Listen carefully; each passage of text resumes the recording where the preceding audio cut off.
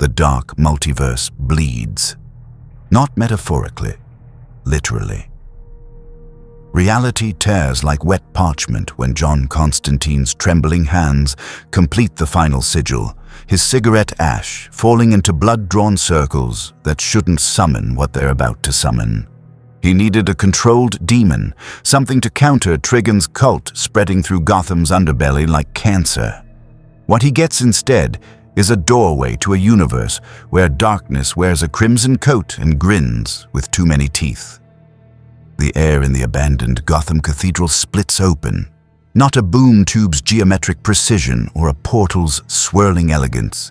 This is a wound, reality screaming as something that shouldn't exist forces its way through. Black tendrils leak from the tear like blood from a cut throat, and the temperature drops so suddenly that Constantine's breath becomes fog. The shadows in the cathedral don't just deepen, they become aware, turning toward the breach with hunger that makes the magician's skin crawl. Bollocks, Constantine whispers, already knowing he's fucked up magnificently. What emerges isn't a demon, it's worse. The figure that steps through the dimensional wound is tall, impossibly so, wearing a red duster that seems to drink the moonlight streaming through shattered, stained glass. Wide-brimmed hat shadowing a face too pale, too perfect, too predatory to be human. Orange-tinted glasses catch the dying candlelight, and behind them, eyes that have witnessed centuries blaze with sudden, delighted interest. The vampire, and Constantine knows immediately what this is, can feel the wrongness of undeath wrapped in such overwhelming presence, tilts his head like a curious hound catching a scent. "How interesting," the creature says. Voice deep and aristocratic with European accent, Constantine can't quite place. I was growing so bored, and here someone offers an invitation to an entirely new playground. Alucard, though Constantine doesn't know the name yet, steps fully into Gotham's reality, and the dark multiverse wound seals behind him with a sound like tearing meat. He surveys the cathedral with eyes that have seen empires rise and fall, taking in the occult circle, the trembling magician, the Gothic architecture so reminiscent of his own era. A smile spreads across his face, too wide, revealing teeth that extend just slightly too long. "This darkness," Alucard breathes, inhaling Gotham's corruption like fine wine. "It welcomes me." Constantine backs up, reaching for his lighter and whatever pathetic defensive spell he can cobble together. But before he can ignite even a basic ward, the vampire moves. Not super speed like Flash. This is wrongness, existence becoming negotiable. Alucard is 10 feet away, then 5, then close enough that Constantine can smell old blood and gunpowder and something far more ancient. "You summoned me, magician," Alucard says softly, conversationally, as one pale hand extends with inhuman grace to pluck the cigarette from Constantine's lips. Accidentally, perhaps, but summons nonetheless. "Tell me." He takes a drag, the ember flaring red as hellfire. "What manner of world have I entered? These shadows taste of fear and madness. Delicious." Before Constantine can answer, before he can even process what's happening, a batarang whistles through the space where Alucard's head was. The vampire doesn't dodge so much as wasn't there, reforming 3 steps to the left as the weapon embeds in a rotting pew. "Another guest," Alucard purrs, gaze shifting to the cathedral's vaulted shadows. "How polite. Do come out, lurker. I can hear your heartbeat. Such control, you've trained it to barely 60 beats per minute. Impressive for a human." From the darkness above, Batman drops. Cape spreading like demon wings, Cowl's white eyes fixed on the pale figure with analytical intensity. He lands in combat stance between Constantine and the threat, utility belt already cycling through potential countermeasures as his detective's mind catalogues everything. The unnatural stillness, the predator's posture, the wrongness his instincts scream about. "Constantine," Batman says, voice the graveled growl of Gotham itself. "What did you summon?" Not what I bloody intended, that's for damn sure. Constantine manages, finally getting his lighter working and igniting a protective circle around himself with muttered Latin. That's not a demon, Bats. That's a vampire, Alucard finishes, removing his hat with theatrical bow. Alucard, though I've had many names across the centuries. Dracula, Vlad Tepes, the Impaler, the no-life king. He straightens, smile sharpening. And you are? Leaving, Batman states. Constantine, portal, now. Count, dimensional breach sealed itself. Whatever he is, he's stuck here. Constantine's hands weave complex patterns, building layered wards. And mate, I'm getting some seriously bad readings. This thing's immortal. Like, properly immortal. My scrying's showing millions of souls bound to him, and something else. Something that makes him undefined in reality's equation. Alucard's smile becomes something beautiful and terrible. Oh, I like you, magician. Yes, I achieved something rather special before arriving here. Omnipresent existence, I am everywhere and nowhere, observer and observed, Schrodinger's monster. He turns that burning gaze on Batman, which means your little weapons won't work. Silver, useless, stakes, adorable, sunlight. I've evolved beyond such weaknesses. Holy artifacts. He laughs, the sound echoing through the cathedral with mocking resonance. God abandoned me centuries ago. Batman's hand moves to his belt regardless. Analysis. Supernatural entity. Claims invulnerability, demonstrating spatial manipulation abilities beyond meta-human standard. Threat level, extreme. Options, limited. He activates his comm, priority channel. Oracle, lock on to my position, potential class 5 supernatural threat. Contact Justice League Dark, immediately. The comm dies. Not deactivates, dies. Crushed in Batman's hand by Alucard's fingers, now gripping his wrist with impossible speed. The vampire hadn't moved again. He simply was beside Batman now, close enough to smell the Kevlar and determination. No, Alucard whispers. Not yet. First, I want to understand this world I've entered. I can taste it in the air, fear, violence, corruption. This city. He releases Batman and walks to the shattered window, looking out over Gotham's nightmare skyline.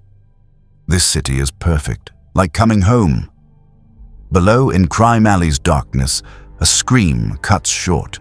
Alucard's head turns with predatory precision, and his smile returns, wider, hungrier.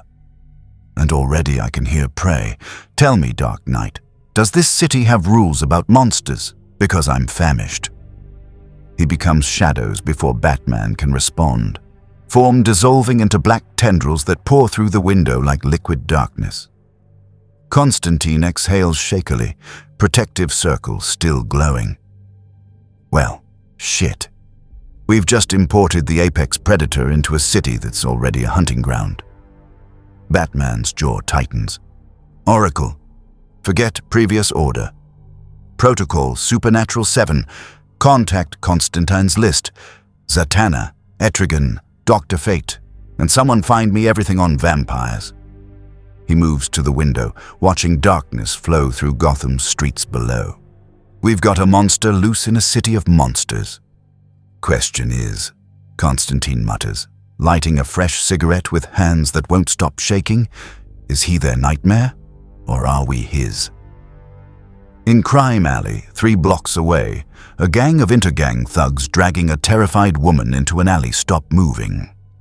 Their leader, cybernetically enhanced with Apocalypse tech scavenged from the last invasion, turns toward a sound that isn't quite sound, more like the promise of violence made audible. From the shadows, something red and black emerges, wearing the face of aristocracy and the smile of damnation. Gentlemen, Alucard says pleasantly, I believe you're about to make my evening very entertaining. If you want to see more characters enter different universes, Hit that subscribe button and drop the name of a character and the universe you'd want to see them in down in the comments below. Hope shines brightest in the darkest night. The thugs open fire. The night fills with screaming, and Gotham learns there are worse things than the bat lurking in its darkness. The bodies arranged in Crime Alley form a pattern Batman recognizes immediately. Artistic brutality, calculated to send a message. Not the Joker's chaotic madness or Zsa's tally marks. This is older, European, the kind of psychological warfare practiced by medieval warlords. 5 intergang thugs, drained completely of blood, positioned in a pentagram with their leader mounted on a fire escape like a grotesque crucifix. The woman they'd been attacking sits wrapped in a blanket, unharmed but catatonic, repeating the same phrase. Red eyes? He had red eyes, and he smiled. Jesus wept, Detective Bullock mutters, turning away to vomit into a dumpster. Batman crouches beside the leader's corpse, scanning the wounds. Puncture marks on the throat? Yes, but also massive trauma, suggesting the victim was torn apart and reformed multiple times before final death. Toying with prey. The Bat computer in his cowl analyzes the scene. No conventional DNA, trace amounts of an unknown compound that reads like coagulated blood mixed with something his database can't identify. He's making a statement, Batman says into his comm. Constantine, where are you? Trying not to become Vampire Chow, mate. Constantine's voice crackles with static and heavy breathing. I've got wards up at the House of Mystery, but I can feel him moving through the city. It's wrong, Bats. He's not following spatial laws. One moment he's in the Narrows, next he's in Old Gotham, then Tri-Corner. He's hunting, and he's enjoying it. Batman straightens, cape settling around him like wings. He's clearing out criminals, Predator establishing territory, or sending an invitation to Gotham's food chain to come play. Constantine lights another cigarette. Batman can hear the tremor in his hands. I've contacted Zatanna. She's en route from San Francisco, ETA 2 hours. Dr. Fate's in the Tower of Fate meditating, but Nabu's already noticed the anomaly. Says Alucard reads as impossible existence, something that should not be, but is. Etrigan's laughing his arse off, says it's been centuries since he's smelled a vampire this old. The comm shifts frequency. Batman, this is Zatanna. Her voice carries the warmth of old friendship and new concern. I'm scrying the entity now.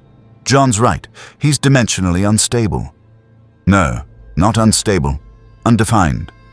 Like he exists in quantum superposition. I'm reading his signature in 12 locations simultaneously. Can you track him? I can track all of him, which is the problem. He's not splitting himself. He literally is in multiple places at once. This isn't speed or cloning. This is fundamental reality manipulation. Papers rustle on her end. I've cross-referenced with every vampire myth in my library. Bruce, this matches the Wallachian legends, the really old ones about Vlad Dracula. But those stories say he became something more than vampire, something that transcended death entirely. Batman's jaw tightens. Define more. Omnipresent, consciousness. He can choose to manifest anywhere because he technically exists everywhere. Kill one manifestation, he reforms from another. Destroy his body completely, he rebuilds from concept. The only way to truly end him would be his consent. A new voice interrupts, deep and amused. Batman spins, batarangs already in hand. Alucard leans against the alley wall 15 feet away, hat tipped back, not a drop of blood on his immaculate red coat despite the carnage surrounding them. He wasn't there a second ago. The shadows hadn't moved, no sound of approach, no displacement of air. He simply is, like he'd always been standing there and Batman just hadn't noticed. The lady is correct, Alucard continues, pushing off the wall with liquid grace. I have achieved what many seek and fewer attain, true immortality, not the borrowed time of your Ra's al Ghul with his chemical bath, not the resurrection tricks of your Solomon Grundy. I cannot die unless I choose to accept death from a worthy opponent." He smiles, and in the streetlight's sickly glow, his fangs catch like polished ivory. "Which is why I'm here, Dark Knight. I was becoming so bored in my previous world. All the enemies dead, all the battles won. But this universe..." He spreads his arms, encompassing Gotham's corruption. "This universe promises challenge." Batman doesn't move, doesn't blink, but his mind races through contingencies. Magic-based restraints? Possible, if Constantine's wards hold. Kryptonian tech? Unknown effectiveness against supernatural entities. Phantom zone projector? Worth attempting. You're killing criminals. I'm hunting. Alucard's correction carries no shame, only predatory satisfaction. That's what I am, Detective. The thing that makes monsters check under their beds. I've spent 5 centuries as a weapon aimed by others. By Integra Hellsing, by her father, by the Hellsing bloodline. Here, I'm free. His eyes blaze behind orange lenses. And I find I quite enjoy the liberation. Gotham has enough monsters.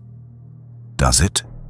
Alucard tilts his head, expression shifting to something almost curious.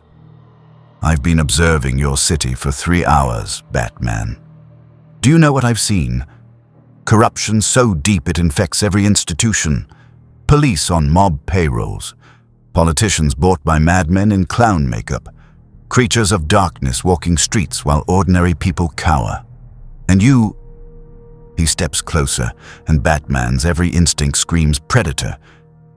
You dress as a bat and terrify criminals, but you don't end them. You catch them, they escape, they kill again. It's a cycle without resolution. We're not executioners.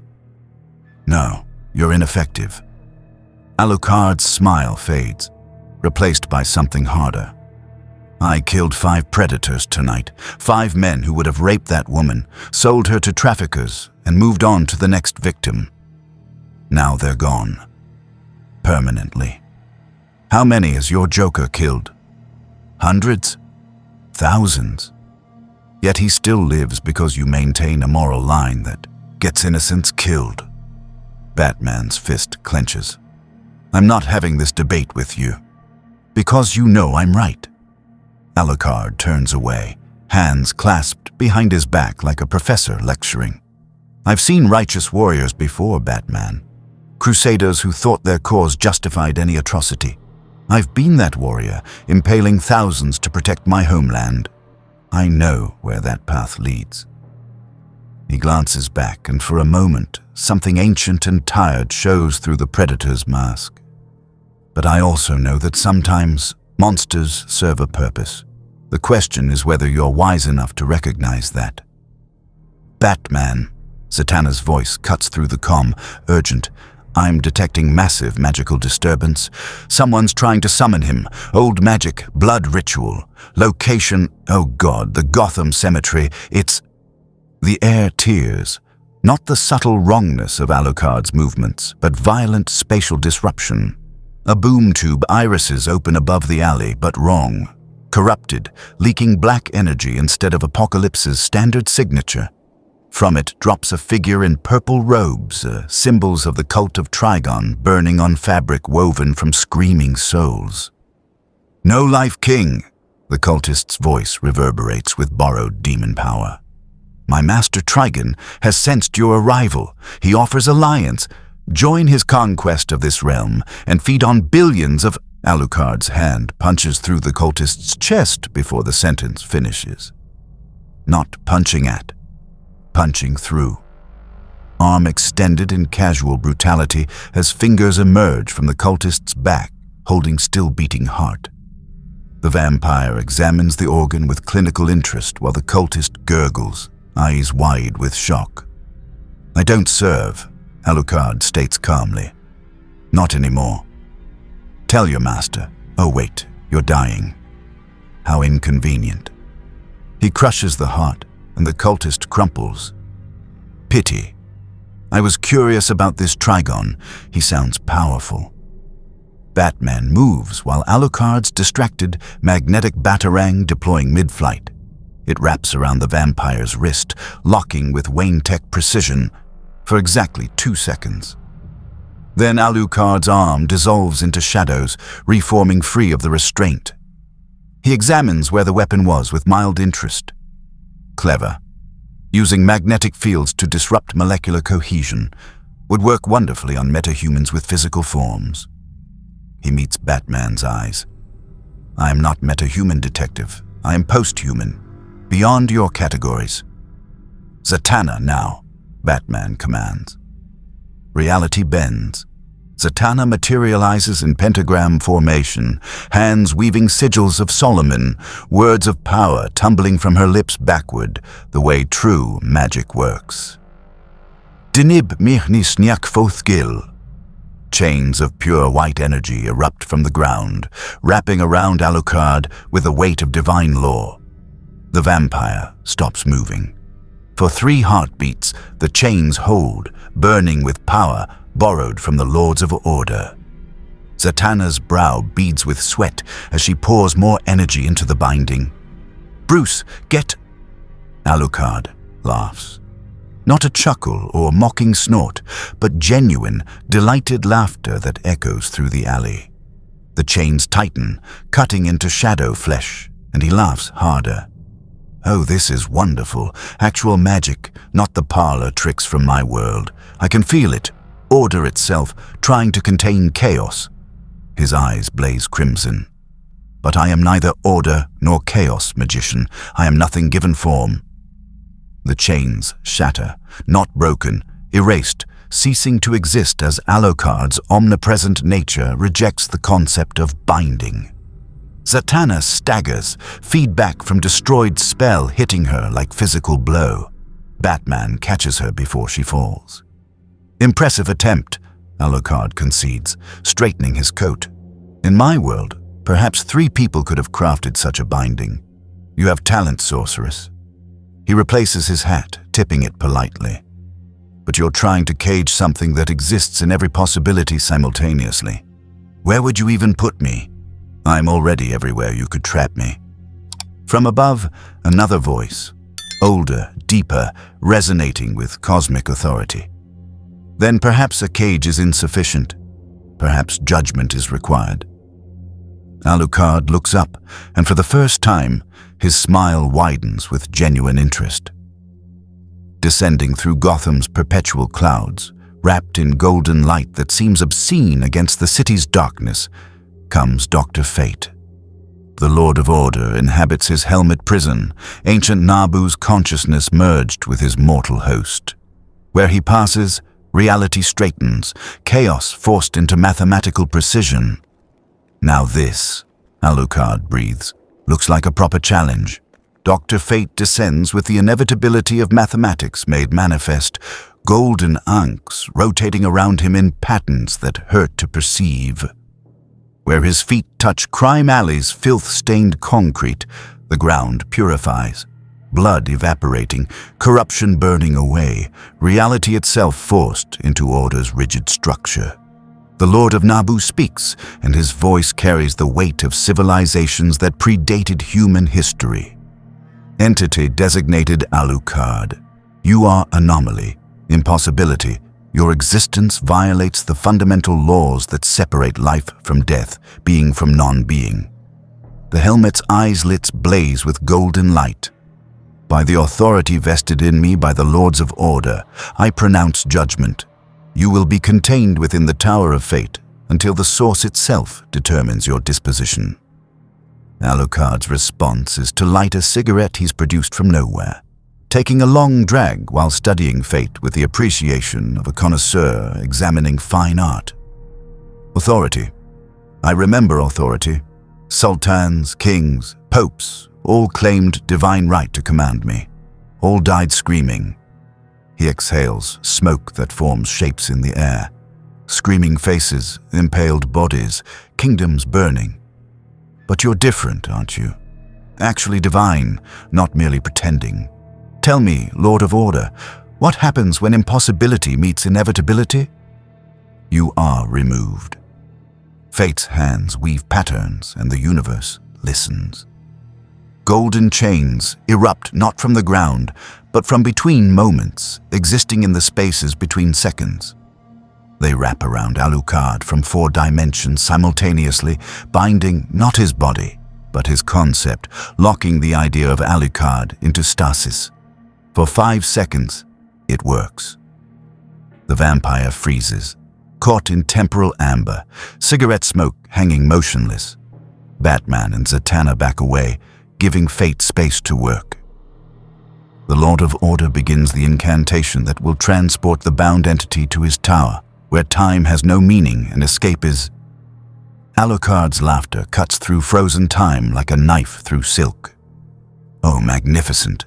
His voice comes from everywhere, from the past, from the future, from the spaces between. You've bound me in the present, Lord of Order, but I exist in all presents simultaneously. The chains shatter as Alucard manifests in 3 locations at once.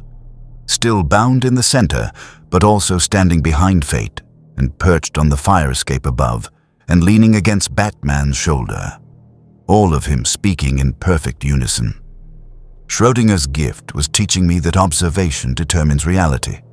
You observed me as bound, fine, but I also observed myself as free, and in quantum superposition, both states are equally true. The Alucard manifestations collapse back into singularity, reforming before fate with arms spread wide. So let's try that again, shall we? This time, knowing that your order magic works beautifully on things that exist in linear fashion. I am non-linear, Lord. I'm the monster that logic cannot contain. Fate's response is immediate and overwhelming. The golden light intensifies, reality itself bending as Nabu channels power that could restructure galaxies. Then I will impose linearity. You will be forced into singular existence and… Nabu, stop! The voice comes from within the helmet, younger, desperate. Kent Nelson, the human host fighting for control. You're going to kill us both, that much power, channeled through a mortal form? The helmet's glow flickers. For an instant, the ancient Lord of Order and his human host war for dominance, cosmic power stuttering. In that instant, Alucard moves, not attacking, teaching. His hand touches the helmet with surprising gentleness, and both Nabu and Kent feel what he is. The sensation of existing everywhere, of death accepted and transcended, of becoming concept rather than creature. It's horrifying and beautiful and utterly alien to Order's rigid structure. You see? Alucard withdraws his hand as fate stumbles backward, the psychic contact broken. I mean you no harm, Lord of Order. I'm simply incompatible with your categorization.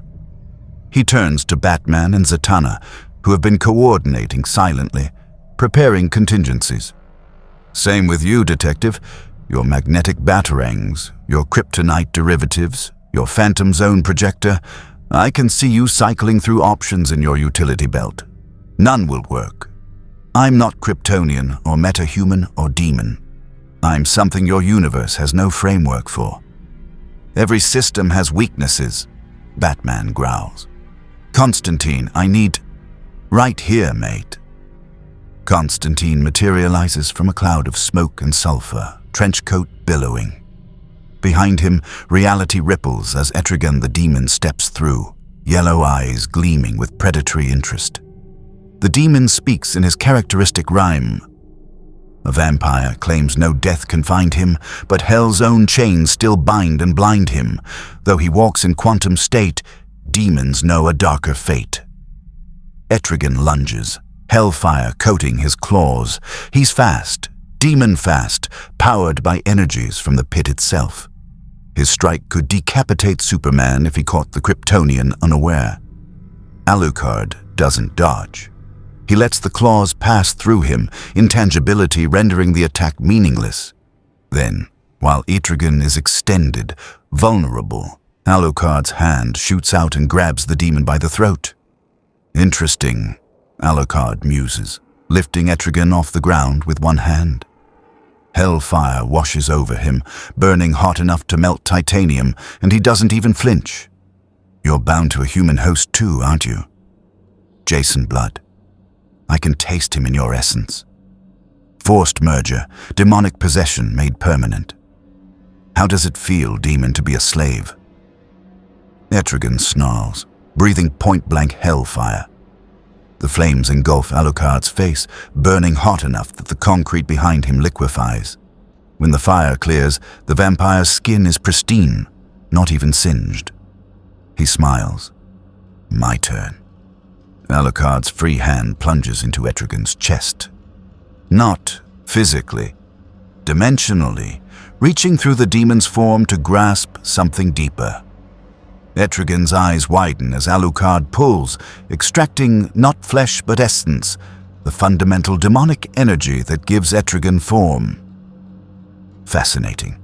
Hell in this universe is different, structured, multiple levels, multiple rulers, not the singular hell I knew. Alucard releases Etrigan, who collapses, smoking and weakened but alive. I could devour you, demon, add your essence to my millions of souls. But where's the sport in that? You attacked because you thought you had to. No malice, just predator instinct. He helps Etrigan up with surprising courtesy. I respect that. Constantine backs away slowly, hands weaving protective wards. Okay, new plan. We're not containing this thing. Zatanna, can you... Danifsi Nediref. Zatanna's spell cuts through Alucard's mind, seeking the psychological leverage all creatures possess. Fear of death, fear of pain, fear of loneliness. Something she can exploit, magnify, weaponize. What she finds makes her gasp. Alucard's psyche is a cathedral built from carnage. Millions of souls scream in the depths, each one a life he's consumed. She sees memories stretching back centuries, battlefields where he impaled thousands, nights spent hunting the innocent the moment he became vampire rather than man. She expects madness, evil, the corruption that comes from eternal slaughter. Instead, she finds boredom, soul-crushing, existence-defining boredom. The ennui of a predator so far beyond his prey that victory holds no meaning. And beneath that, buried so deep she almost misses it, a single, desperate hope. Please, someone strong enough, someone worthy. Grant me death. Zatanna breaks the connection, tears streaming down her face. Bruce, he doesn't want to conquer or destroy. He wants someone to end him. He's been searching for centuries for an opponent powerful enough to kill him. Well observed, magician. Alucard's voice holds no mockery now, only ancient exhaustion. I am the no-life king, emphasis on no life. I've won every battle, killed every enemy, survived every attempt to destroy me. In my world, I finally achieved omnipresence, became truly immortal. And I realized, his smile is bitter now, self-loathing. I'd made myself more alone than any creature in existence. How can anything challenge something that cannot be destroyed? How can I find worthy opponent when I've become unkillable? He looks up at Gotham's sky, at the clouds that never clear, the darkness that never fully lifts. Then that fool Constantine's ritual offered me doorway to new universe, and I thought, perhaps here, perhaps in a universe with gods who call themselves super, with dark knights who fight impossible odds, with beings of pure order and demons from structured hell, perhaps here, finally, I'll find someone who can grant me rest. Batman's expression doesn't change, but his tactical assessment shifts. Not a conqueror, not a destroyer. Something more dangerous, a weapon seeking target worthy of its edge. You're hunting for something to kill you. I'm hunting for meaning, Alucard corrects. Death without worthy opponent is just ceasing to exist. Death earned in battle against equal. That's glory. That's purpose. His eyes fix on Batman with sudden intensity. You understand, don't you, detective? You've stared into the abyss, hunting for the monster who killed your parents. You've pushed yourself beyond human limits, seeking justice you know you'll never fully achieve. We're both on eternal hunts, Batman. Yours external, mine internal. Before Batman can respond, the sky splits open, not a portal or boom tube. Splits, reality tearing like stage curtain as something vast notices the disturbance. A figure descends from the wound in space, tall and armored in baroque plate that seems grown rather than forged.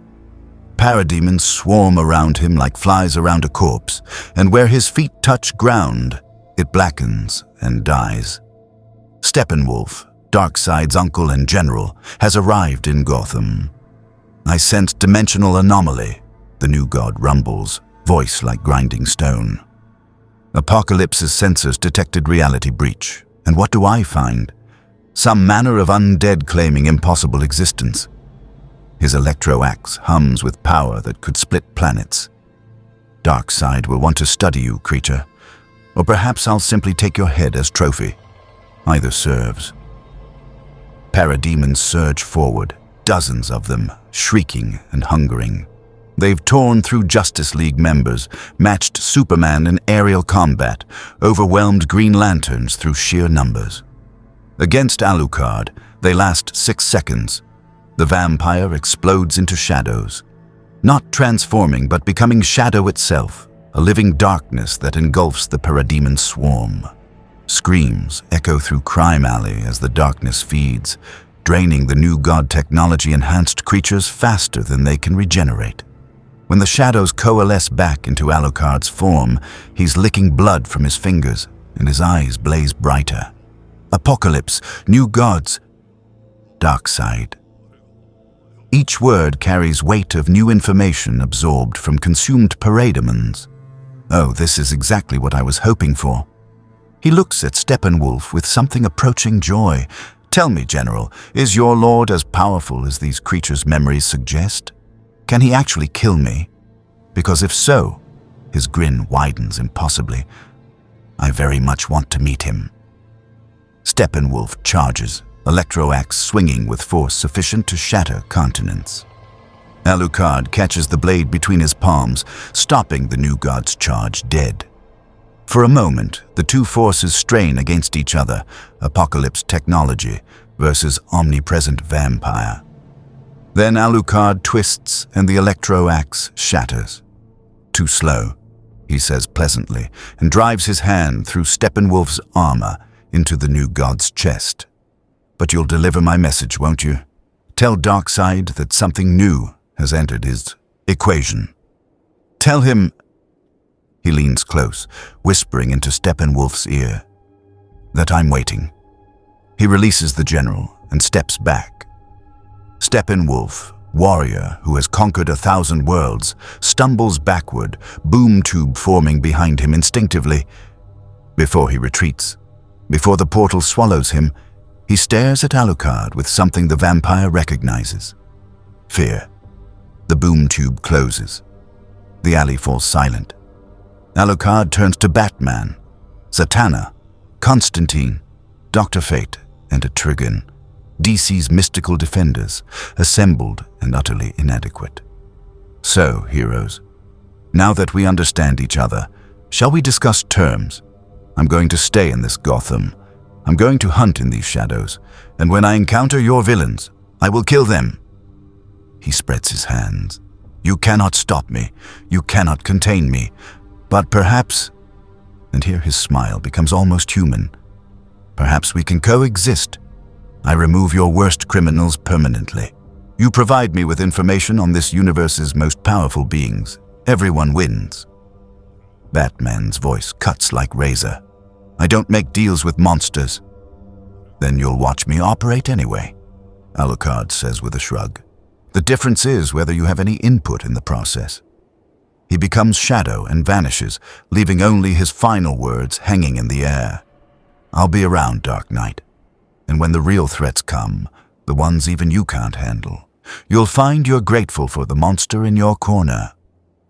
The heroes stand in Crime Alley, surrounded by the corpses of criminals and parademons, faced with the reality that something has entered their universe that all their powers cannot touch. "Bloody hell," Constantine mutters, lighting yet another cigarette. "We've got an unkillable vampire who wants to die, is powerful enough to challenge new gods, and has decided Gotham's his new hunting ground." Batman's jaw sets. "Oracle, I need you to start compiling data. Every vampire myth, every account of Vlad Dracula, every occult reference to immortality and omnipresence. Constantine, coordinate with Justice League Dark. Zatanna, see if the Shadow Pact has any information. Dr. Fate." Nabu withdraws from this matter. Fate says, golden light dimming. "The entity is beyond Order's purview. He exists in the spaces between our fundamental laws. We cannot judge what we cannot define." The helmet's tone shifts, becomes more human, Kent Nelson speaking now. "But Bruce, I sensed something in him. Under all that power and predation, he's lonely. Desperately, existentially lonely. That might be exploitable. Or dangerous," Batman counters. "Loneliness can make creatures desperate." Zatanna wipes blood from her nose. Feedback from the psychic contact. "Whatever we do, we need to do it fast, because he just invited Darkseid to play, and when the Lord of Apocalypse comes calling..." She doesn't need to finish. They all know what happens when Darkseid takes personal interest in something. In the shadows of Gotham, impossible distance away yet somehow close enough to hear, Alucard smiles. Finally, things are getting interesting. The Daily Planet building stands as Metropolis's beacon. Art Deco architecture gleaming in afternoon sun that never seems to touch Gotham. On the rooftop, Superman hovers, cape billowing in wind that doesn't exist at this altitude. Listening. Not with his ears, though those hear heartbeats across the city. With something deeper. The sense that has guided him since he arrived on Earth as a child, the instinct that separates Clark Kent from Kal-El. Something is wrong. "Lois, I need to go," he says into his comm, already rising higher. "Clark, the interview with the mayor will have to wait. Batman just sent a Justice League priority alert. Magic-based threat in Gotham." He doesn't mention the rest of Bruce's terse message. Unkillable, immortal, kills without hesitation, challenged Darkseid. "Get here. Now." Superman breaks the sound barrier, then Mach 5 crossing the distance between Metropolis and Gotham in seconds. As he approaches, his super hearing picks up the city's familiar cacophony. Sirens, screams, heartbeats elevated by fear and violence. Normal Gotham symphony, but underneath, something else. A wrongness his Kryptonian senses reject on fundamental level. He lands in the Batcave, where Bruce stands before the main computer, cowl pulled back, reviewing footage that makes even the Dark Knight's expression grim. Constantine, Zatanna, and a woman Superman doesn't recognize. Blonde, British accent, magical aura, cluster around additional monitors. "Clark," Bruce acknowledges without looking up. "Good. You need to see this." The footage plays. Crime Alley, a figure in red coat, movement that defies physics. Then the fight, if it can be called a fight, with Dr. Fate, Etrigan, Zatanna. Magic that should work simply, doesn't. The figure catching Etrigan's hellfire like it's warm rain, consuming parademons, stopping Steppenwolf's charge. "What am I looking at?" Superman asks, though his enhanced vision is already cataloging details. No heartbeat visible in thermal imaging. Body temperature ambient, not living warmth. Molecular structure fluctuating in ways that shouldn't be possible. Matter, shadow, something between. "Vampire," Constantine says flatly. "But not any vampire we've got records on. This is Alucard, also known as Dracula, Vlad Tepes, the Impaler. I accidentally summoned him from another dimension. And he's..." Constantine struggles for words. He's achieved something I've only seen in theoretical texts. Omnipresent existence. He's everywhere and nowhere simultaneously. So we bind him to one location, Superman says. Dr. Fate should be able to. Tried that, Zatanna interrupts. Nabu himself tried. The binding worked for about 5 seconds before Alucard demonstrated he exists in quantum superposition. You lock down one manifestation, he simply exists in all the states you didn't observe. It's like trying to cage Schrodinger's cat. The act of observation doesn't collapse the waveform, it just reveals he's in all boxes at once. Superman frowns, processing. His education in Kryptonian science helps. He understands quantum theory better than most Earth scientists. So he's not teleporting or phasing. He's literally existing in multiple states until he chooses to manifest singularly. Got it in one, Boy Scout, a new voice says from behind them. Every hero spins. Alucard leans against the Batcave's T-Rex display, hat tipped back, examining the giant penny with amused interest. He wasn't there a second ago. No entry alert, no spatial displacement, no boom tube. He simply is, like he'd always been standing there. Nice setup, Alucard comments conversationally. Very theatrical. The dinosaurs a bit much, but I appreciate the commitment to aesthetic.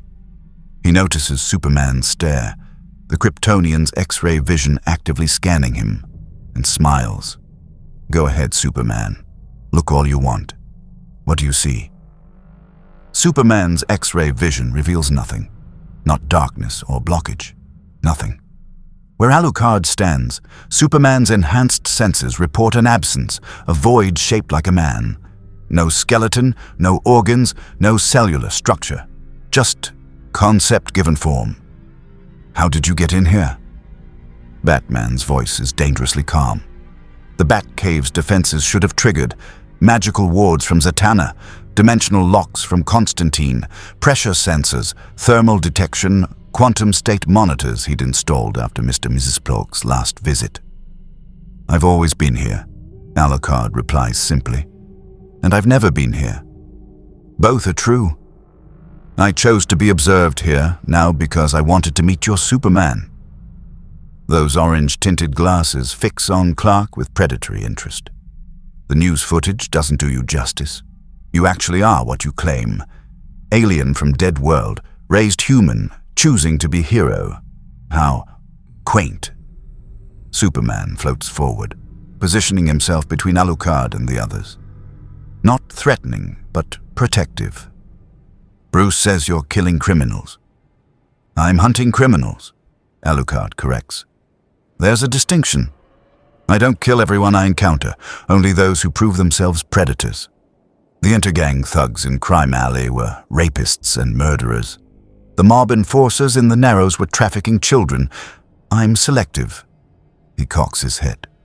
More selective than many of your own allies. Wonder Woman kills when necessary. Aquaman has executed political rivals. Even your dear Batman has let enemies fall to their deaths while technically not breaking his rule. I don't execute people, Superman says firmly. No matter what they've done. Everyone deserves justice, not vengeance. Justice. Alucard tastes the word like wine. I've heard that before. Integra Hellsing said similar things while aiming me at her enemies. Police claim it while beating suspects. Sultans declared it while ordering executions. Justice is just the word powerful people use when they want to kill with clear conscience. That's not what it means. Clark's voice carries absolute conviction, the certainty that has made him symbol of hope for entire planet. Justice is protecting people, giving everyone the chance to be better. I've fought gods and monsters, Alucard. I've been possessed, killed, and brought back. I've seen humanity at its worst. Lex Luthor's schemes, Darkseid's invasions, the Joker's cruelty. But I've also seen the best. People choosing kindness when hate would be easier. That's what I protect, that capacity for good. Alucard laughs, not mockingly, but with genuine curiosity. 5 centuries I've existed. I've watched empires rise on noble ideals and collapse into corruption. I've seen heroes become tyrants, watched good men commit atrocities for the greater good. And here you stand, practically glowing with self-righteousness, telling me about hope. He steps closer, and Superman's every sense screams danger. Tell me, Superman, what would you do if you couldn't die? If every battle was won, every enemy defeated, every challenge meaningless? How long before your hope becomes hollow? Forever, Superman answers without hesitation. Because hope isn't about winning, it's about trying. For a long moment, Alucard simply stares. Then something shifts in his expression, the Predator's mask cracking to reveal the exhausted man beneath. You actually believe that? After everything, Doomsday killing you, Darkseid's invasions, your own people's destruction, you actually still believe. He removes his glasses, and his eyes are ancient, tired beyond measure. I envy you, Kal-El. I truly do. Because I remember believing in something once, before centuries of blood washed it away. Then stop, Clark says simply. Stop killing. Work with us. You clearly have power. Use it to protect, not destroy. And when your Joker escapes Arkham for the 100th time? When he kills another 100 innocents because you won't end him? Alucard's voice hardens. I've read Gotham's history. Superman, your friend Batman has put that madman away dozens of times. Each time the Joker escapes, each time more people die. How is that justice? How is that protection? Because the moment we become executioners, we become what we fight, Superman counters. Bruce knows this. He's been tested, Ra's al Ghul, the Joker himself. They've all tried to make him cross that line. He doesn't because he's afraid. Alucard interrupts. Afraid that if he kills once, he won't stop. That the darkness inside him will consume everything. I can respect that self-awareness. His gaze shifts to Batman. But it doesn't change the mathematics, Detective. Your no-kill rule has body count. Every person the Joker murders after you capture him, their blood is on your hands as surely as if you'd killed them yourself. Batman's jaw tightens, but before he can respond, alarms blare throughout the Batcave. Oracle's voice cuts through. Batman, we've got massive disturbance in Metropolis. Energy signature matching. Oh God, it's Lex Luthor. He's deployed some kind of weapon at LexCorp Plaza. Justice League is responding, but the monitors shift, showing Metropolis. The LexCorp building crowned with device that crackles with stolen motherbox technology and Kryptonian crystals. Lex Luthor stands beside it in his war suit, speaking to cameras that have somehow survived the chaos. Demonstration of what humanity can achieve without relying on alien saviors. This device will generate field that nullifies all meta-human abilities within 50-mile radius. No more Superman, no more Flash. Just humanity. Standing on its own. He's insane, Superman breathes. That much energy, uncontrolled, it'll level half the city. He's already moving, but Alucard's voice stops him. Wait. People are dying. Yes. And you'll fly there, smash the machine, and Luthor will rebuild it next month. He always does, doesn't he? Alucard's smile returns, sharp and knowing. I've observed him through security footage. Read his psychological profiles in your Bat computer. Lex Luthor is obsessed with proving humanity doesn't need you. He'll never stop, Superman. Every time you save the day, you prove his point, that Earth is dependent on alien power. So what do you suggest? Batman asks, already pulling up schematics of the device. We let it detonate. No, we let me handle it. Alucard's form begins to dissolve into shadows. I'm not meta-human, not bound by Earth's physics. His nullification field won't affect me. And unlike you, he looks at Superman. I'm willing to end threats permanently. You're not killing Lex, Superman says flatly. Why not? He's murdered hundreds through his schemes. He's funded terrorism, created weapons that have devastated cities, cloned you without consent. By any rational measure, He's monster wearing human face. Because he's human, Clark insists. And humans can change. I've seen it. Even Lex has helped save the world when the building in Metropolis explodes. Not the device. Something else. The monitors show Justice League members. Flash, Wonder Woman, Cyborg, thrown back by energy blast. The field activates and Superman watches his teammates crumple, powers suddenly offline. Civilians scream, fleeing the expanding wave. Lex laughs behind his armor, declaring humanity's independence. Superman moves on instinct, but Alucard is faster. The vampire becomes darkness, crossing the distance between Gotham and Metropolis in the space between heartbeats. He reforms in LexCorp Plaza, standing before Luthor's war suit with hands clasped behind his back. Interesting toy, Alucard comments over the alarms.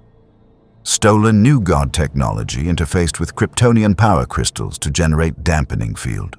Creative, but you made one critical error. Lex's war suit targets him, weapons charging. And what would that be, vampire? Yes, I've been monitoring you. My sensors detected dimensional breach, another alien threat to deal with. But my field will... I'm not alien. Alucard interrupts. I'm not metahuman. I'm not powered by Speed Force or Kryptonian biology or mother boxes. His eyes blaze crimson. I'm undead, Lex Luthor, and your little toy can't nullify what was never alive to begin with. He moves. Not super speed, just movement unhindered by nullification field. His hand closes around the warsuit's throat joint, the one weakness in Lex's armor design. With casual strength, Alucard lifts the suit, genius billionaire inside. I could kill you, Alucard says conversationally. Rip through this armor, drain you dry, add your consciousness to my millions of souls. It would be easy, even satisfying. You're a predator, like me. Just use money instead of fangs. He leans close. But Superman is right about one thing. Killing you solves nothing. Your symptom, not disease. Humanity's fear of the divine, its jealousy of power it doesn't possess. That's the real problem. He throws Luthor, armor and all, into the device. The impact shatters the containment field, technology overloading. The war suit's emergency systems activate. Lex scrambling to stabilize. Alucard watches dispassionately as the nullification field collapses, power returning to the fallen heroes. Superman arrives seconds later, catching the falling device before it can impact the street below. Wonder Woman restrains Luthor. Flash vibrates the remaining civilians to safety. Crisis averted. Clark approaches Alucard carefully. You could have killed him. Yes, but you didn't. No. Alucard replaces his hat, adjusting it carefully. I didn't kill him because you asked me not to. Consider it experiment. You claim hope works, that giving people chances leads to redemption. So I'm giving you chance to prove it. His smile is humorless. But understand, Superman. This is mercy I'm extending because I'm curious, not because I agree. The moment your philosophy proves inadequate, the moment your reluctance to act gets innocents killed, I'll revert to my methods. That's all I can ask, Clark says quietly. Is it? Alucard tilts his head. Because I suspect it's not enough. This Luthor will be arrested, imprisoned, and within months he'll be free again. Your legal system is broken, your politicians corrupt, your prisons revolving doors. You save people from symptoms while ignoring disease. He turns to leave, shadows already gathering. But I'll play by your rules, Superman. For now. Until the day comes when your hope fails, and it will fail, and you need a monster to do what heroes cannot. He vanishes, leaving Superman standing amid the wreckage, Wonder Woman approaching with Luthor in unbreakable lasso. He has a point, you know, Diana says quietly, watching where the vampire disappeared. We've fought Lex dozens of times. How many have died because we show him mercy he never extends to others? Maybe, Clark admits. But the moment we start deciding who deserves to live or die, we stop being heroes. We become judges, executioners. Looks at his closest friend, the Amazon warrior who was killed in defense of the innocent. You've walked that line, Diana. Is it worth crossing? Wonder Woman's expression is troubled. In war, I've taken lives to protect others, but this... She gestures at the city. This isn't war. It's eternal struggle. And I don't know if Alucard is enemy or ally, Clark. But I know he terrifies me. Not because of his power, but because his logic is so seductive. Just kill the evil ones, he says. End the threat permanently. It sounds so reasonable until you remember how empires justified genocide with same reasoning. Back in the Batcave, Batman watches the footage of Alucard's intervention. Constantine and Zatanna exchange glances, the kind wordless communication that comes from surviving magical crises together. He's testing us, Batman says finally, seeing if our methods work, and when they fail, he'll revert to his own, Constantine finishes. And mate, I've seen his methods in the psychic contact. 5 centuries of slaughter, he's genocide made aristocratic. The moment he decides we're ineffective, Gotham's death toll is going to make the Killing Joke look like Sunday school. Then we don't give him reason to decide that, Batman states. Oracle, I need you to monitor him. Every appearance, every action. If he's going to be Gotham's monster, he's going to be our monster. Controlled, directed, managed. Bruce, Zatanna says carefully. You can't control him. We've established that. And trying might push him to become the threat you're afraid of. Then we don't control him. We guide him. Batman's voice holds the absolute certainty that has kept him alive in a city of madness. He wants worthy opponent, something to challenge him. Fine. We give him challenges. Darkseid's forces, mystical threats, things even Justice League struggles with. We make him useful. You're weaponizing him, Constantine observes. I'm giving him purpose, Batman corrects, which keeps him from finding his own. It's risk mitigation. On the monitors, footage replays. Alucard tossing Luthor into the device, saving the city without killing. The kind of restraint that suggests the vampire is, indeed, testing them. The question none of them voice. What happens when they fail the test? In the ruins of LexCorp Plaza, as emergency services clear the area, a shadow watches from the rooftop. Alucard observes Superman comforting injured civilians, Wonder Woman coordinating rescue efforts, Flash vibrating through rubble to find survivors. Heroes, he murmurs. So bright, so hopeful, so tragically doomed. From his coat he produces a photo, not from this universe, but from his own. Integra Hellsing, aged and dying in her final moments, giving him his last order. Be free, Alucard. Find the death you've always sought. I'm trying, my master, he whispers to the image, but this universe keeps offering me reasons to stay alive. Gods to fight, monsters to hunt, heroes to study. He burns the photo, watching Integra's face dissolve to ash. Perhaps that's the real test. Not whether they fail, but whether I want them to. The ash scatters on Metropolis wind, carrying the last fragment of his old life into the night. Below, Superman lifts off, heading back to Gotham for the debrief that will determine how heroes respond to unkillable vampire with conscience he's not sure he wants to keep. The Iceberg Lounge pulses with Gotham's particular brand of decadence. Criminals in expensive suits conducting business over champagne, while Oswald Cobblepot, the Penguin, waddles between tables, top hat perched at jaunty angle, umbrella cane tapping marble floors. This is neutral ground in Gotham's underworld, where even the Bat respects the unwritten rules. Here, information flows like the imported liquor, and violence, while always simmering, stays sheathed beneath forced civility. Tonight, that civility shatters. The lights die first, not flickering or gradual dimming, Instant darkness, as if someone erased light itself from the room. Emergency generators should kick in within seconds. They don't. The darkness is absolute, oppressive, hungry. Criminals reach for weapons with instincts honed by Gotham's perpetual war. The Penguin's hand finds his umbrella's concealed trigger, the one that deploys everything from blades to flamethrowers. Then the screaming starts. Not all at once. One voice, cut short with wet gurgling, then another across the room, then three simultaneously converging toward the center. Muzzle flashes illuminate snapshots of chaos, men firing at shadows that move wrong, at darkness that dodges. The bullets hit walls, chandeliers, each other. Nothing else.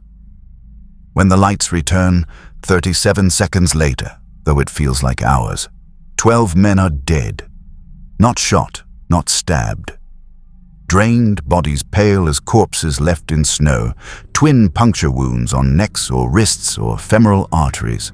They're arranged in a circle around the iceberg's central floor, positioned like petals of a crimson flower. In the center of that flower stands Alucard, red coat pristine despite the carnage, licking blood from his fingers with the satisfaction of a gourmand completing an excellent meal. "Good evening, Gotham," he announces to the frozen crowd. "Allow me to introduce myself properly. I am Alucard, vampire, immortal, and as of tonight, the new apex predator in this city's food chain." His gaze sweeps the room, landing on faces of criminals whose names fill Batman's files. "I've spent the week studying you, each of you, what you've done, who you've hurt, how you've profited from suffering." He points at a man in the corner. Victor Zsasz, serial killer with self-inflicted tally marks covering his skin. 437 murders. You keep count on your flesh. Alucard's smile is sharp enough to cut. "Quaint." Zsasz lunges, blade appearing in his hand with practiced ease.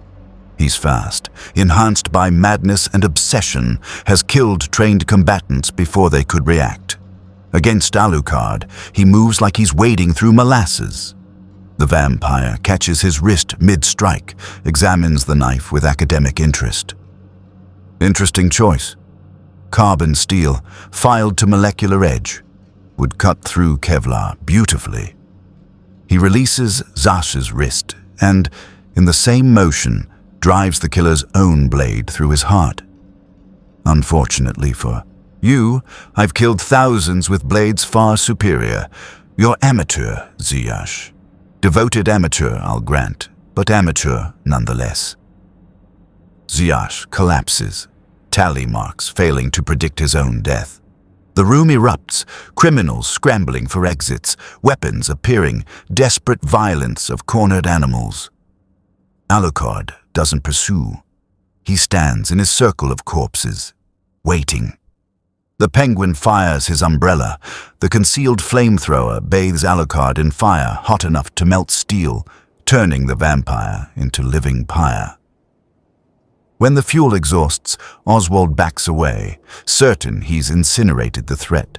Alucard stands untouched, flames still licking his coat without burning it.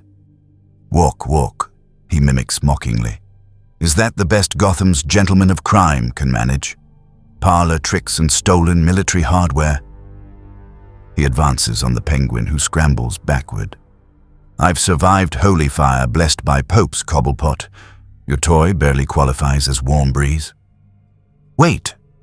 Penguin's affected sophistication cracks, revealing the frightened boy who was mocked for his appearance, who built an empire on resentment and cunning.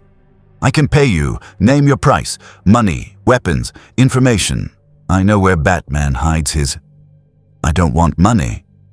Alucard crouches before the cowering crime lord. "I want you to deliver message to every criminal in this city, every gang leader and mob boss and costumed psychopath. Tell them Gotham has new rule. Prey on the innocent, and I will find you. Not the police, not the Bat. Me. And I don't put you in Arkham where you'll escape in 3 months. I don't deliver you to courts you've already bought. I end you." He stands, addressing the entire room. Gotham's criminals have enjoyed free reign too long. Batman catches you, you escape. Gordon arrests you, lawyers free you. It's system designed to perpetuate itself. I'm the variable that system didn't account for. You're just another monster, someone shouts. Black Mask, Roman Sionis, face hidden behind Ebony's skull. Gotham survived worse than you. The Joker, Bane, Ra's al Ghul. They all thought they'd control this city. They all failed. Failed because they wanted to rule. Alucard corrects.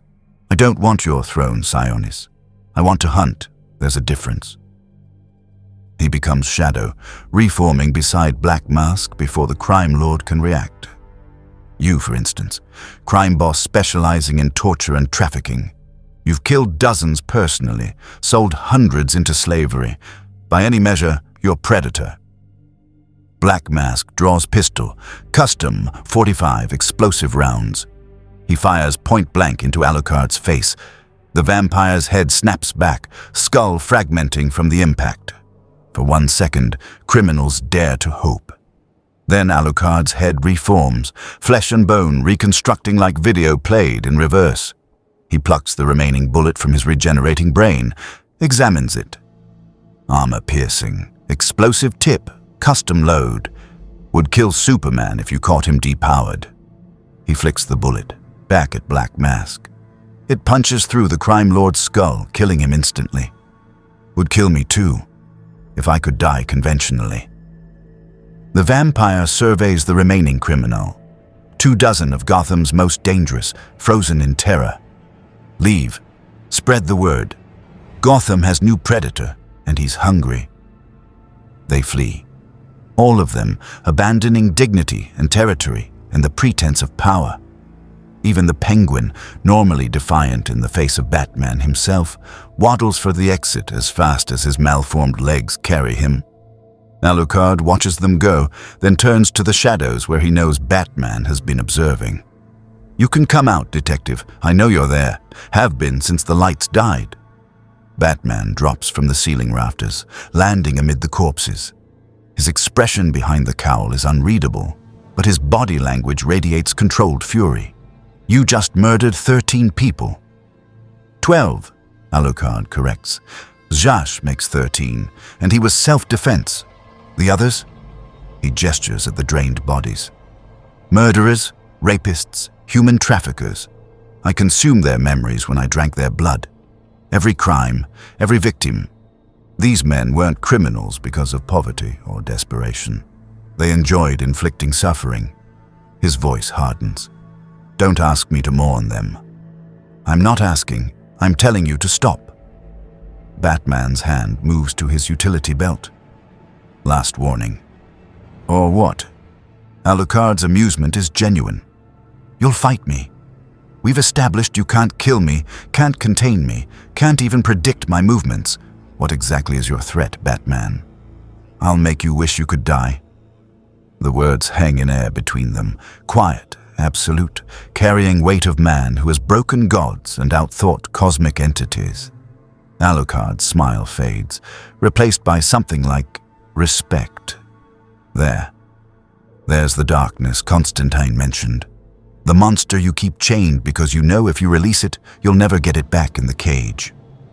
Alucard steps closer, and Batman doesn't retreat, won't show weakness. We're not so different, you and I. Both predators pretending at humanity.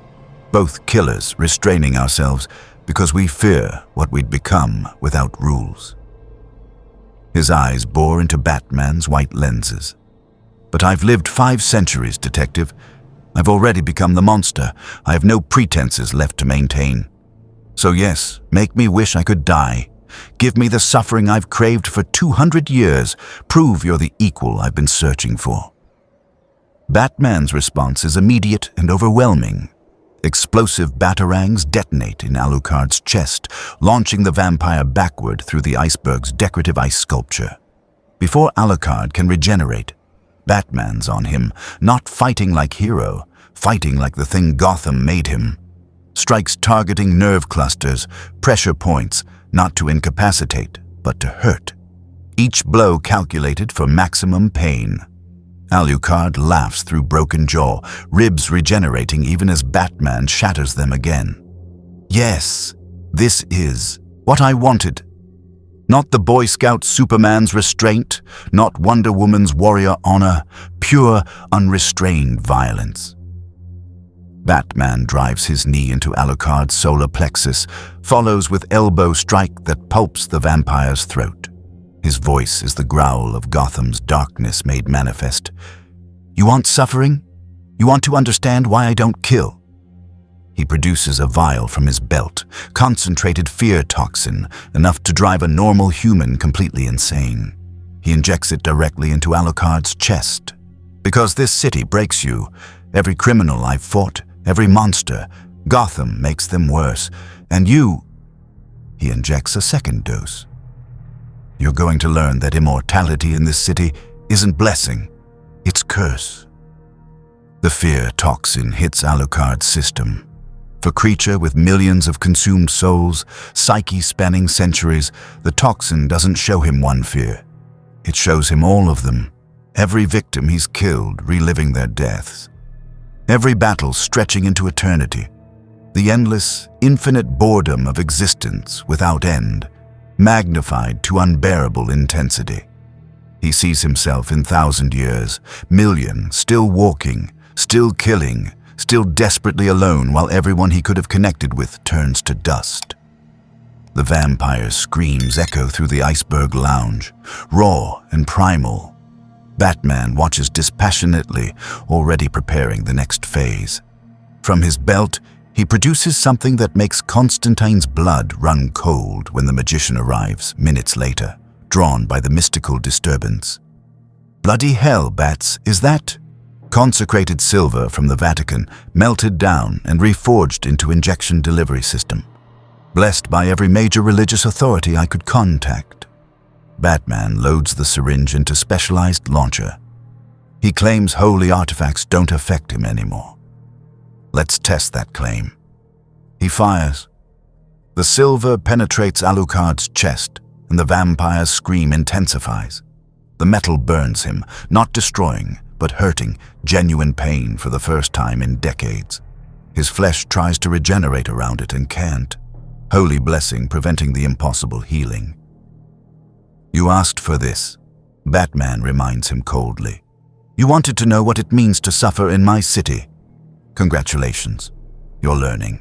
For 6 hours, Batman subjects Alucard to every method in his considerable arsenal. Not to kill, he knows that's impossible. To teach, sonic weapons that disrupt the vampire's molecular cohesion. UV radiation that burns without destroying. Magnetic fields that temporarily prevent his omnipresent nature from functioning. Each technique designed to hurt, to overwhelm, to demonstrate that immortality doesn't mean immunity to suffering. Constantine watches from the sidelines, chain smoking, occasionally feeding information about vampiric weaknesses.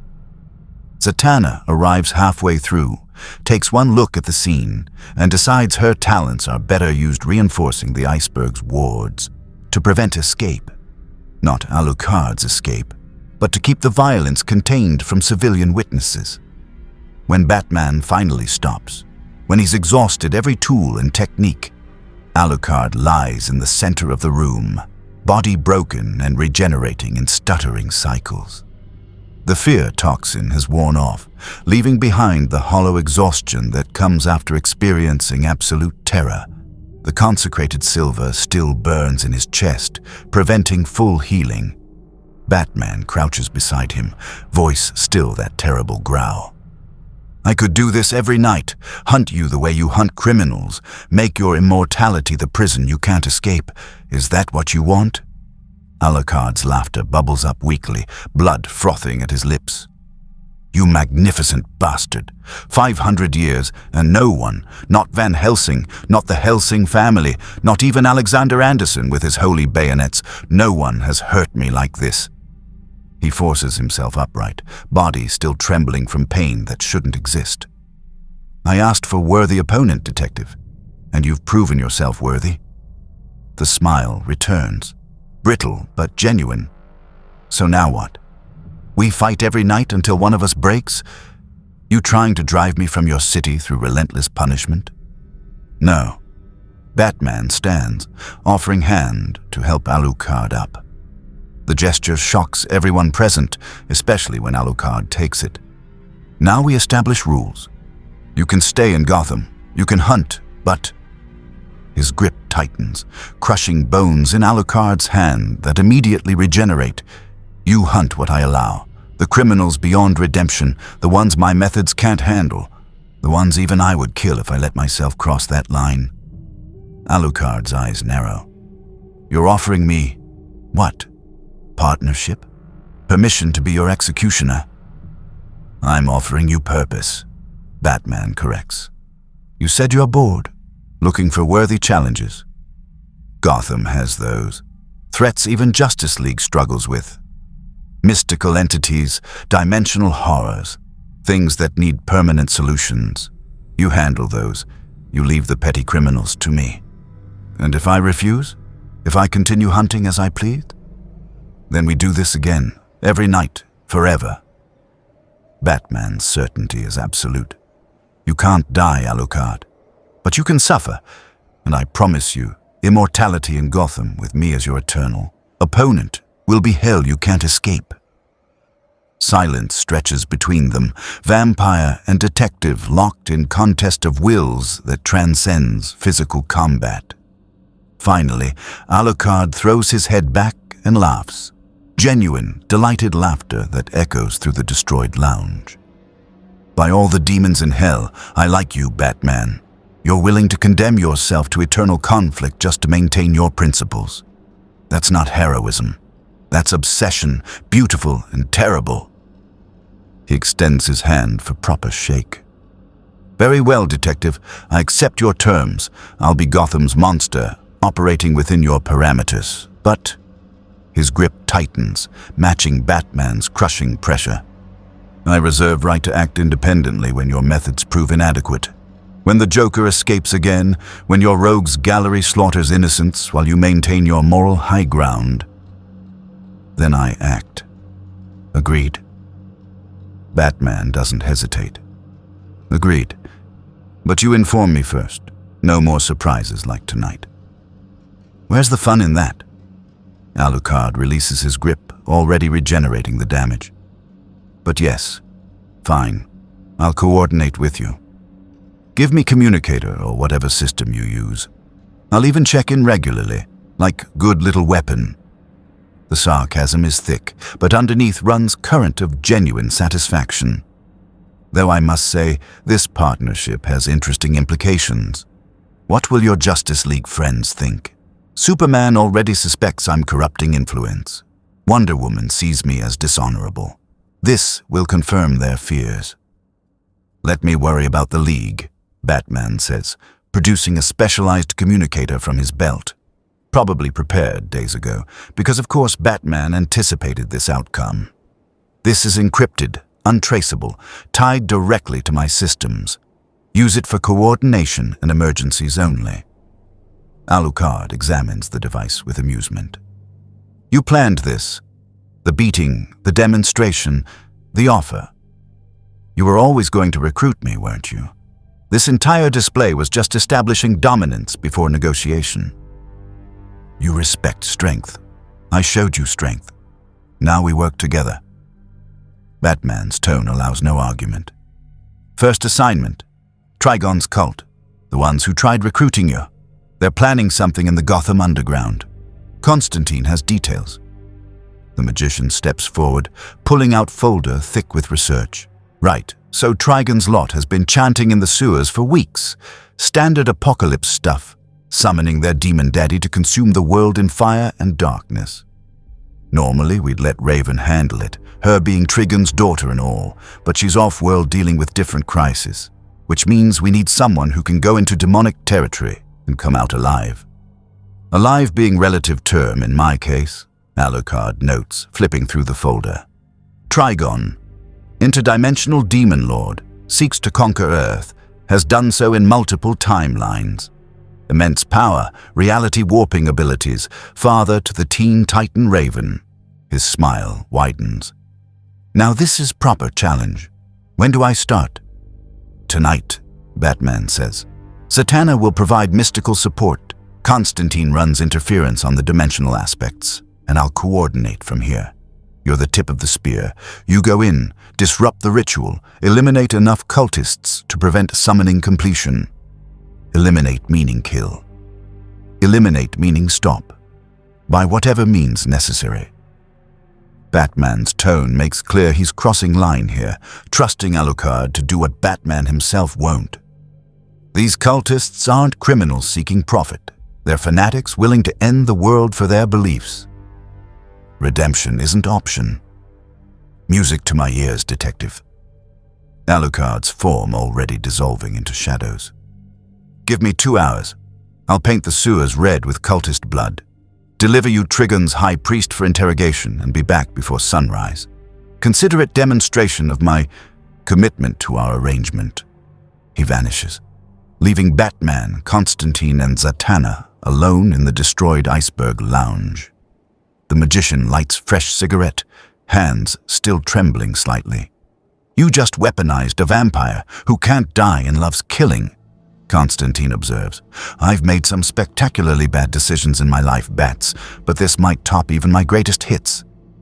He's already weapon, Batman counters. I'm just aiming him. At targets you've decided deserve death, Zatanna adds quietly.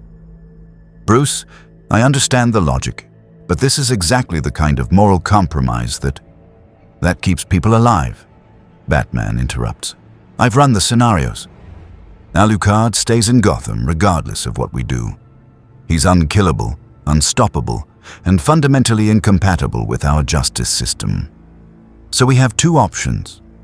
Let him operate without oversight, killing whoever he deems worthy, or integrate him into controlled operations against threats that genuinely warrant lethal response. And you're comfortable being the one who decides those targets? Zatanna's voice carries disappointment that cuts deeper than any physical weapon. Batman's silence is answer enough. Constantine exhales smoke, watching it curl toward the ceiling. For what it's worth, I think you made the only play available. Doesn't mean it's right play, just the necessary one. Welcome to my world, Bats. Moral compromise and hoping it doesn't corrupt you completely. Before Batman can respond, the communicator he gave Alucard activates. The vampire's voice comes through, cheerful and energized. Wonderful news, Batman. I've located the cult's central chamber. 24 fanatics, 3 demon summoning circles, and what appears to be direct portal to Trigon's realm. I'm going in now. Do try to keep up with the surveillance. I want you to see what proper monster looks like when unleashed for righteous purpose.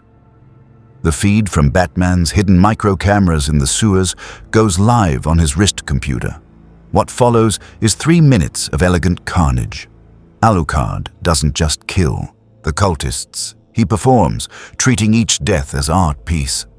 Shadows consuming the chanting figures, blood used to paint sigils on walls, the high priest saved for last and subjected to psychological torture that makes Batman's fear toxin seem merciful. When it's over, when Trigon's summoning lies in ruins and the surviving priest babbles, coordinates to other cult cells, Alucard stands in the center of the carnage and bows to the hidden camera. For Gotham, he says mockingly, and for you, Dark Knight, my first officially sanctioned hunt. I trust it met expectations. Batman doesn't answer directly. Instead, he sends coordinates, 3 more cult locations that Oracle has identified. The message is clear. Keep working. Alucard's laughter echoes through the sewers as he dissolves into shadows, already hunting toward the next target. Batman watches the feeds, cataloging the vampire's methods, analyzing weaknesses, building contingencies for the inevitable day when this alliance sours. You know he's going to become problem, Constantine says, stating the obvious. Vampire, with his power, given official permission to kill. That's villain origin story waiting to happen. Then I'll stop him, Batman says simply. Same as I'd stop anyone who crosses the line. Even yourself. Zatanna asks softly. Because that's what you're doing, Bruce. Using Alucard to cross lines you won't cross personally. That's not maintaining your principles. That's outsourcing your sins. The words hit harder than Batman will acknowledge. He watches Alucard slaughter another cult cell, efficient and merciless, and wonders if Zatanna's right. If recruiting the vampire isn't strategic necessity, but moral failing. If he's become the very thing he swore to fight. Someone willing to justify murder for the greater good. But then he thinks of the Joker's victims. Of the hundreds who've died because Batman maintained his no-kill rule. Of the children Black Mask trafficked, the innocents Zash murdered. The countless lives destroyed by criminals Batman captured only to watch escape. Maybe Alucard is the monster Gotham needs. Maybe Batman's principles were always luxury he couldn't afford. Or maybe Constantine's right, and he's just made the mistake that will haunt him forever. In the sewers, Alucard finds the third cult cell and pauses before attacking. He can feel Batman's doubt through the communicator's subtle frequency shifts. Hear it in the silence. The vampire smiles, understanding dawning. "You're afraid I'll corrupt you, aren't you, detective?" he whispers, knowing Batman's listening. Afraid that having monster on payroll makes you monster keeper. Afraid that the line between justice and vengeance is thinner than you've convinced yourself. He draws his pistols, Castle and Jackal, the guns that have ended thousands. Good. Fear keeps you sharp. Doubt keeps you human. The moment you become comfortable with this arrangement is the moment you've truly fallen. He enters. The chamber, guns blazing, and the cultists die screaming. Batman watches every second, cataloging every kill, adding to the weight he carries. In the Batcave, Oracle's voice comes through. "Batman, I'm detecting energy spike in the harbor. Looks like... Oh no, it's the Joker. He's got a boat full of hostages and he's rigged it with enough explosives to level 6 city blocks. Demanding you meet him alone, no police, no interference. Says if you bring anyone else, he detonates immediately." Batman's jaw tightens. The Joker. Again. Always again. The eternal question, how many deaths before the no-kill rule becomes greater evil than breaking it? He activates the communicator. "Alucard. Status on cult elimination. Final cell neutralized. High Priest delivered to your secure location as requested. I'm available for additional assignments." A pause. "I can hear the sirens from here, Batman. What's our clown prince done now?" "Stand by. I'm handling this." "Are you?" Alucard's voice carries knowing edge. "Because I can be there in 30 seconds. End him before he kills anyone else. One bullet, centuries of Gotham's suffering resolved. Just say the word." Batman's finger hovers over the communicator. One word. That's all it would take. Permission given, and the Joker dies.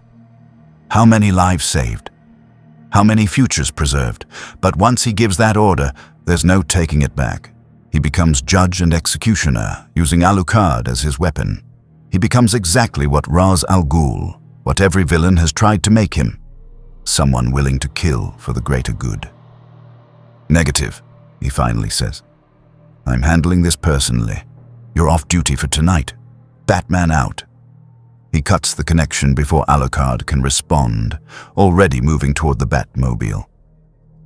Behind him, Constantine and Zatanna exchange glances.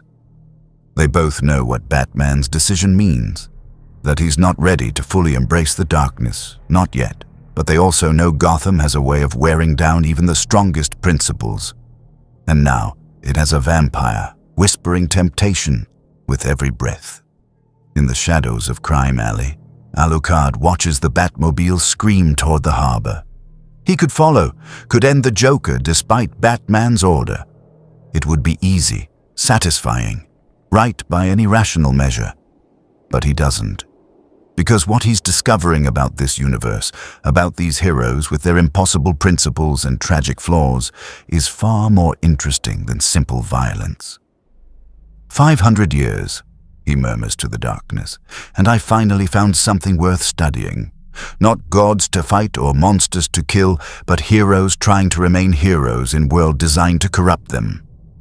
His smile is genuine now, not predatory, but curious. How long can you maintain that balance, Batman?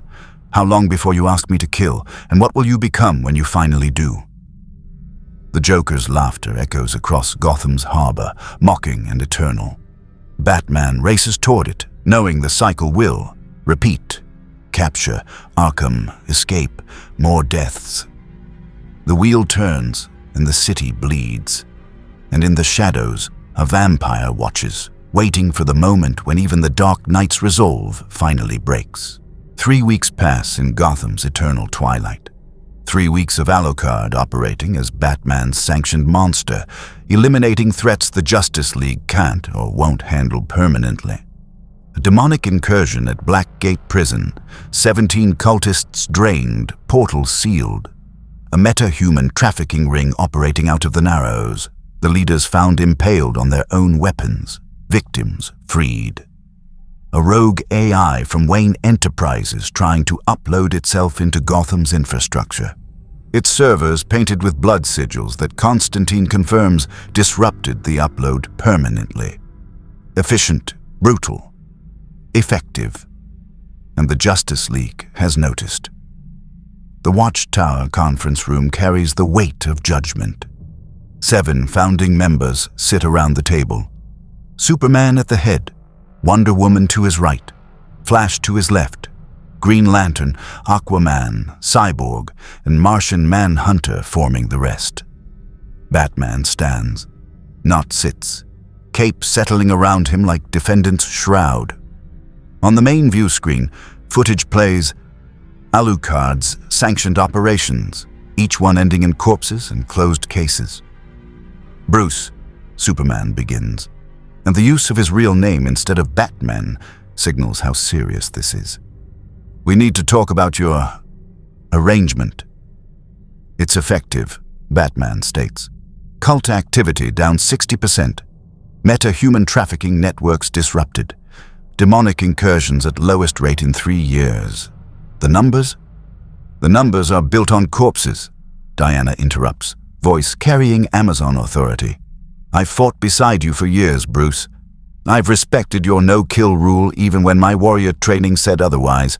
But this, she gestures at the screen showing Alucard draining a cultist.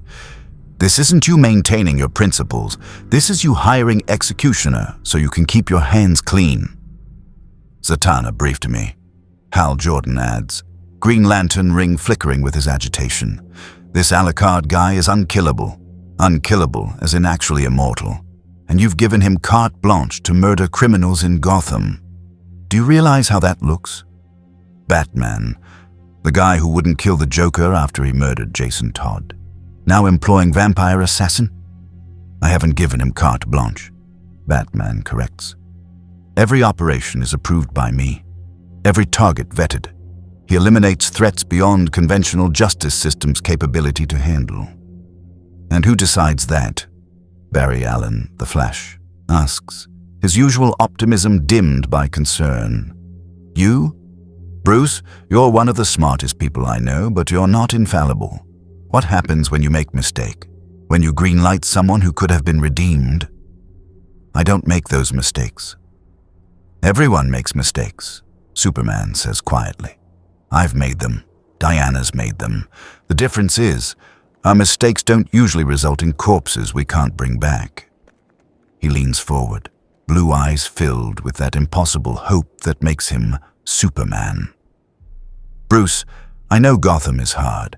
I know you've lost people. Jason, Barbara, paralyzed, all the civilians you couldn't save. But becoming what you fight isn't the answer. Batman's jaw tightens. I haven't become anything. I'm still operating by my rules. Alucard is tool, nothing more. You can't control him, John states. Martian Manhunter's telepathic senses already analyzing the situation. I've attempted to scan his mind from orbit. What I encountered was impossible. Millions of consciousnesses, all screaming, all consumed. This being is fundamentally wrong, Bruce. allowing him to operate, giving him sanction. It validates his existence. His existence doesn't require my validation. Batman counters. He's here regardless of what I do. The question is whether he operates with oversight or without it. I chose oversight. You chose compromise, Wonder Woman says, and there's disappointment in her voice that cuts deeper than any critique. The Batman I knew would have found another way, would have adapted, innovated, refused to accept that murder was the only solution. When did you become so tired, Bruce? The question hangs in the air, unanswerable because it's true. Batman is tired. Decades of fighting the same enemies, watching them escape, attending funerals for their victims. The weight of Gotham's eternal night pressing down, grinding him into something harder, colder, more willing to make deals he'd have rejected years ago. Before he can formulate response, alarms blare throughout the watchtower. Cyborg's systems light up, feeds from multiple satellites converging on single point. We've got massive energy signature, boom tube opening but wrong, corrupted, leaking exotic particles. Location, Gotham Harbor. Bruce, it's... The view screen shifts. Gotham's harbor splits open as reality tears, boom tube irising wider than any the League has witnessed. From it pours an army, not parademons, but worse. Furies, Darkseid's personal elite, led by figures that make even veteran heroes tense. Granny Goodness, sadistic mistress of Apokoliptian orphanages, riding hover platform bristling with new god weapons. Beside her, Kanto, master assassin whose blades have killed gods. And at the center, descending with the inevitability of entropy itself, a figure in dark armor that warps space around it. Not Darkseid, not yet, but his herald, his voice, his will made manifest. Darkseid, Darkseid's chief torturer and scientist. People of Earth, Darkseid's voice broadcasts across every frequency, his face appearing on screens worldwide. My Lord Darkseid has taken interest in anomaly detected 3 weeks ago. Dimensional breach that deposited foreign element into your reality. Element claiming impossible existence, omnipresent nature that defies even Apokoliptian technology to fully comprehend. His smile is cold, clinical. My Lord wishes to study this element, to determine if it can be weaponized, integrated into our forces, or, that smile widens, destroyed as insignificant curiosity. We have come to collect the vampire called Alucard. Surrender him, or we will disassemble your city until we find him. The transmission cuts. Furies spread across Gotham's harbor, weapons primed. Civilians flee screaming. Gotham PD responds with conventional arms that bounce harmlessly off New God armor. Justice League, respond immediately. Superman commands, already moving. Diana, Barry, Hal, you're with me. Arthur, coordinate with coastal defenses. Victor, disable their boom tube generators. John, evacuate civilians. Batman is already gone, Hal notes, pointing at the empty space where Batman stood. Of course he is. He's already moving, Batplane screaming toward Gotham at speeds that push the aircraft's limits. Because Darkseid's forces aren't just invading his city. They're coming for the weapon he recruited, the monster he aimed, the vampire who's become Gotham's dark reflection. His communicator crackles. I heard the broadcast, Alucard's voice, amused despite the threat. Darkseid wants to collect me. How flattering. Should I gift wrap myself, or would you prefer I make them work for it? Stand down, Batman orders. This is New God incursion, full Justice League response. I need you to... To what? Hide, run, allow alien invaders to threaten my hunting grounds? Alucard's laugh cuts through. No, Batman. I've been waiting for this. Something that might actually challenge me. Steppenwolf was appetizer. Let's see what the main course tastes like. Alucard, that's an order. Stay out of this until... The connection cuts. On Batman's instruments, energy signature appears at Gotham Harbor. Massive, impossible, the quantum uncertainty that marks Alucard's presence. He's already engaging. Damn it! Batman pushes the bat plane faster, knowing he's too late to stop what's coming. Gotham Harbor becomes battlefield between epochs. New god technology, weapons that have destroyed planets, armor forged in Apocalypse's fire pits, faces the unkillable vampire who exists outside reality's normal rules. The Furies form assault formation, battle-tested warriors who have conquered worlds. Against them stands Alucard, alone, smiling like this is the entertainment he's craved for centuries. Finally, he breathes, drawing his pistols. Proper opponents. Granny Goodness fires first, Mega Rod discharging energy sufficient to vaporize city blocks. Alucard doesn't dodge. He walks through the beam, intangibility rendering the attack meaningless. Then he's on her platform, Kazul pressed against her skull. Tell me, Granny, how does God bleed? He fires. The blessed bullet punches through new god durability, and Granny Goodness, ancient, nigh immortal, survivor of millennia, screams. The wound doesn't kill her. New gods don't die easily, but it hurts, genuine agony carved through confidence built on conquering galaxies. Kanto responds, blades singing through air faster than sound. He's killed lanterns, murdered champions of 100 worlds. His weapons carry poisons that corrode even Superman's invulnerability. Against Alucard, they pass through shadow flesh, finding nothing solid to cut. You're skilled, Alucard acknowledges, reforming behind the assassin. In my world, perhaps 3 people matched your speed. But speed means nothing when your opponent doesn't occupy a single point in space. He drives his hand through Kanto's back, not killing, studying. Fingers wrapped around the assassin's spine, feeling how new god physiology differs from human. Fascinating. Your cellular structure is denser, energy suffused at quantum level. You're not merely enhanced, you're fundamentally more than human. He releases Kanto, who collapses, paralyzed but alive. The Furies converge, dozens of Apocalypse elite warriors.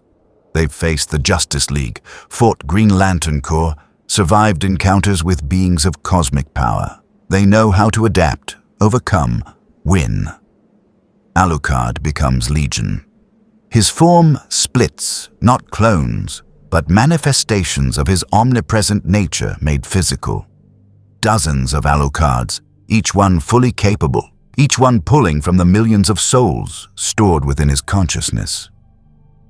The Furies find themselves fighting army that cannot be depleted, enemy that reforms faster than they can destroy, predator that learns their tactics with every exchange, and he's laughing, genuinely delighted for first time in decades.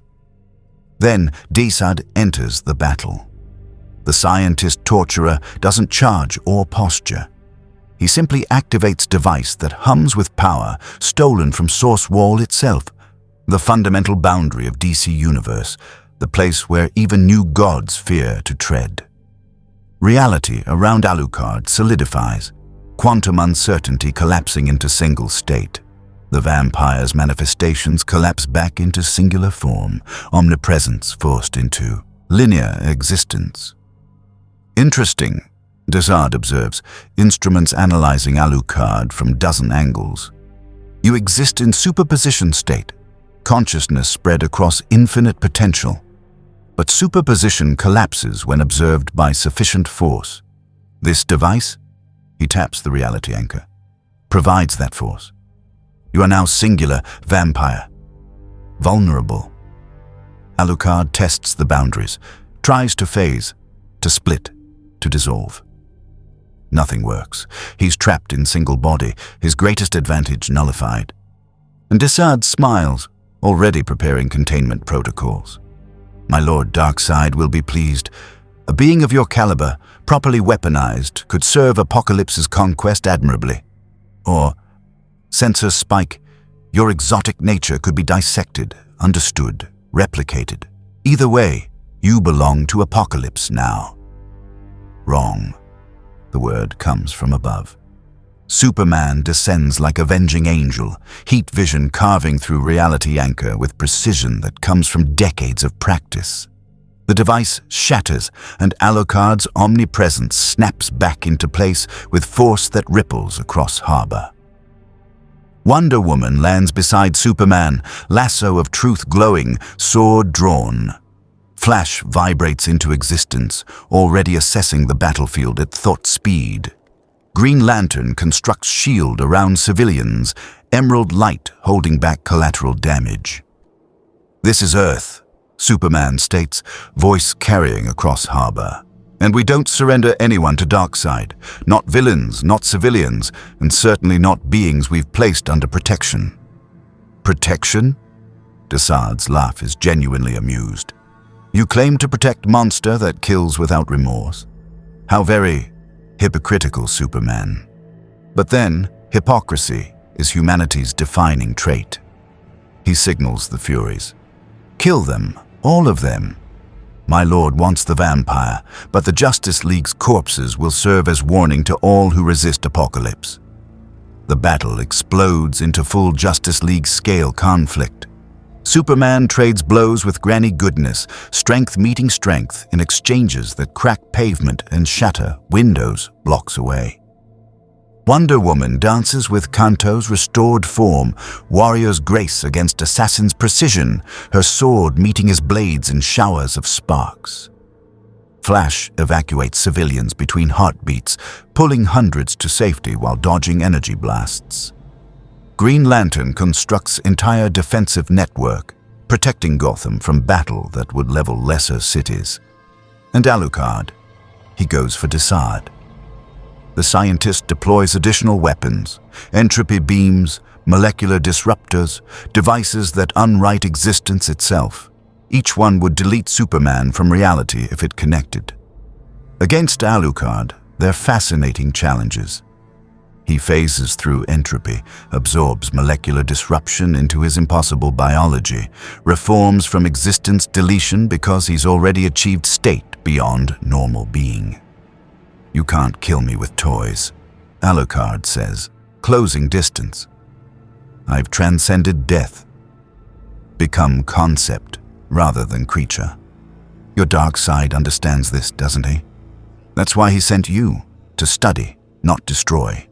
Because something that cannot die is either weapon or threat, and your lord hasn't determined which yet. He'll decide, Darkseid responds, after I've vivisected your consciousness and mapped every soul you've consumed. You're not first immortal. Apocalypse has broken vampire. Merely the most interesting. He activates final weapon. Mother box fragment, corrupted by Darkseid's touch, pulsing with anti-life equations whisper.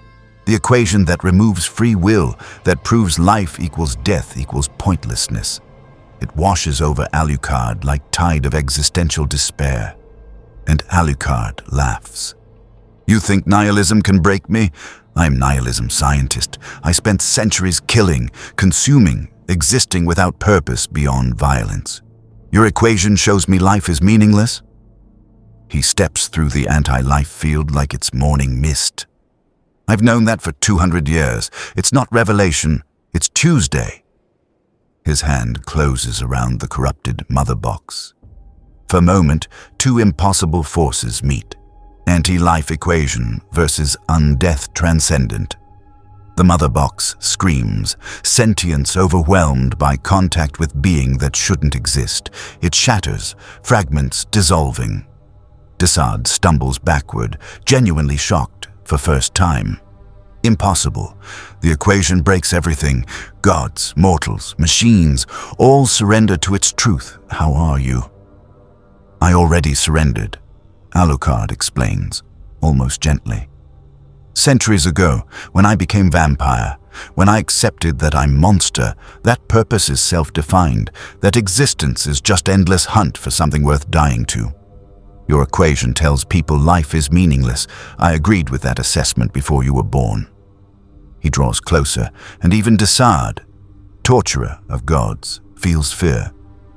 The difference is, I found meaning anyway. In battle, in challenge, in finally meeting beings who might grant me the death I crave. Your equation offers despair. I offer something worse. Acceptance.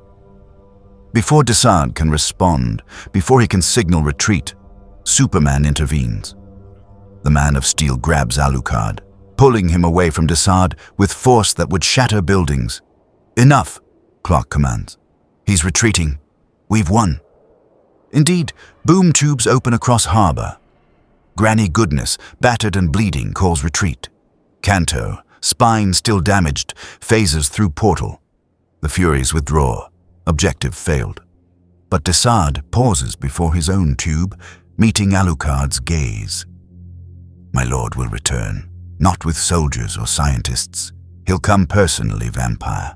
And when Darkseid himself arrives, that clinical smile returns. We'll see if your acceptance holds against power that broke the source wall. He vanishes. The boom tubes close. Gotham Harbor falls silent except for fires burning and sirens approaching. Superman releases Alucard, and the tension between them is palpable. You could have gotten people killed. Engaging them alone, without coordination. I saved your city, Alucard interrupts. They came for me. I fought. That's the arrangement Batman and I have. Bruce doesn't speak for the Justice League. Wonder Woman states, approaching with lasso ready. And after today's demonstration, we have serious questions about whether you're ally or threat. Why can't I be both? Alucard adjusts his hat, remarkably unruffled, despite fighting new gods. I fight your battles, eliminate threats you're too principled to permanently remove, and in exchange, you provide me challenges worthy of my attention. It's symbiotic relationship. It's abomination, Diana counters. Your creature of death pretending at heroism. And your warrior goddess pretending mortality makes you human. Alucard's smile is sharp. We're both killers, Diana Prince. You've executed criminals, destroyed enemies, made battlefield decisions that ended lives. The only difference is you justify it as warrior's necessity, while I accept it as predator's nature. Which of us is more honest? Wonder Woman's grip tightens on her sword. For a moment, combat seems inevitable. Amazon princess versus vampire king. Then Batman's voice cuts through via comm, broadcast to all League members. Stand down, all of you. The Batplane descends, Batman emerging before it fully lands. His cape billows as he approaches, and even after years of partnership, the League can't quite read his expression behind the cowl. Alucard operated within parameters I set, Batman states. He engaged valid threat to Gotham and successfully repelled it. Without his intervention, Darkseid would have dissected this city looking for him, killing thousands. The vampire's presence prevented casualties, not caused them. Bruce, he shattered Mother Box fragment, Cyborg says, instrument still processing the data. And he walked through anti-life equation like it was nothing. That's not just power, that's wrong on fundamental level. Things that can ignore the equation. He doesn't finish, but everyone knows the implications. Darkseid obsesses over the anti-life equation because it works on everything. Something immune to it is weapon or threat beyond measure. Which is why he's asset, Batman argues. When Darkseid returns, and he will return, we'll need every advantage. Alucard is advantage. He's corruption, Superman says quietly. Not of our reality or laws, but of you, Bruce. The fact that you're defending him, justifying his methods, partnering with being that embodies everything we fight against. It proves Diana's point. You've compromised, and compromise with darkness only leads one direction. Batman and Superman lock gazes. Brothers in arms, closest friends, now on opposite sides of fundamental question. How far is too far? When does fighting monsters make you monster? The moment breaks when Alucard clears his throat. Gentlemen, ladies, new God, while your philosophical debate is fascinating. Believe we're missing critical point. Darkseid mentioned Darkseid coming personally. That's not threat, that's promise. The Lord of Apocalypse, tyrant who has conquered galaxies, wielder of Omega beams that can erase beings from existence. He's coming to Earth. The vampire's eyes gleam with anticipation. And he's coming for me. You sound pleased about that, Flash observes. Ecstatic, actually. Alucard's grin widens. 5 centuries searching for a worthy opponent. Entity powerful enough to actually end me. And now, Universe delivers God Tyrant with power to rewrite reality. This is exactly what I've been hoping for. You want him to kill you? John realizes, telepathic senses finally piercing Alucard's psychic defenses enough to grasp the truth. That's your ultimate goal. Not conquest, not power. Death at hands of worthy opponent. Always has been, Alucard confirms. I achieved omnipresence, transcended death, became unkillable, and in doing so, trapped myself in existence without end. Every vampire seeks eternal life. I achieved it and discovered its prison, not paradise. He looks at Superman, expression surprisingly genuine. You lecture me about hope, Superman, about finding purpose in struggle. But what purpose exists for being that cannot lose, cannot die, cannot be challenged? I'm not villain seeking destruction. I'm prisoner seeking release. The admission hangs heavy. For first time, the League sees Alucard not as threat, but as tragedy, immortal, desperate to end, powerful beyond measure, but hollow at core. Then we help you, Clark says finally. Not by enabling your death wish, but by finding you actual purpose, something beyond violence and hunting. I'm 500 years old, Superman. I've had purposes. Served hellsing organization, protected England, fought for causes noble and corrupt. Purpose doesn't fill void. Only challenge does. Only the possibility, however remote, that I might finally meet something capable of ending me. Alucard turns away, shadows gathering. Darkseid comes. When he does, I'll fight him. Either he destroys me, unlikely but hoped for, or I add God Tyrant to list of disappointed challengers. Either way, I'm curious. He vanishes, leaving Justice League standing in destroyed harbor, facing questions with no good answers. We need contingency, Green Lantern says, for when Alucard becomes problem, not asset. I'm working on it, Batman admits. Blessed silver, dimensional locks, reality anchors, quantum state disruptors. But honestly, if he decides to go rogue, stopping him will require everything we have. Possibly everything we don't have. Then we prepare, Wonder Woman states, and we pray we never need to use those contingencies. She looks at Batman. But Bruce, this partnership you've formed, this compromise with Monster, it ends the moment innocents are threatened. Are we clear? Batman meets her gaze. Crystal. But as the League disperses, coordinating cleanup and preparing for Darkseid's inevitable arrival, none of them notice the figure watching from dimensional fold between realities. Mr. Mangsi's Ptok, imp from 5th dimension, giggles with glee at the chaos unfolding. Oh, this is delicious. Vampire who can't die, heroes who won't kill, and Darkseid coming to collect trophy. It's like watching cosmic train wreck in slow motion. He snaps his fingers, adjusting probability streams ever so slightly. Let's make it even more interesting, shall we? Reality ripples.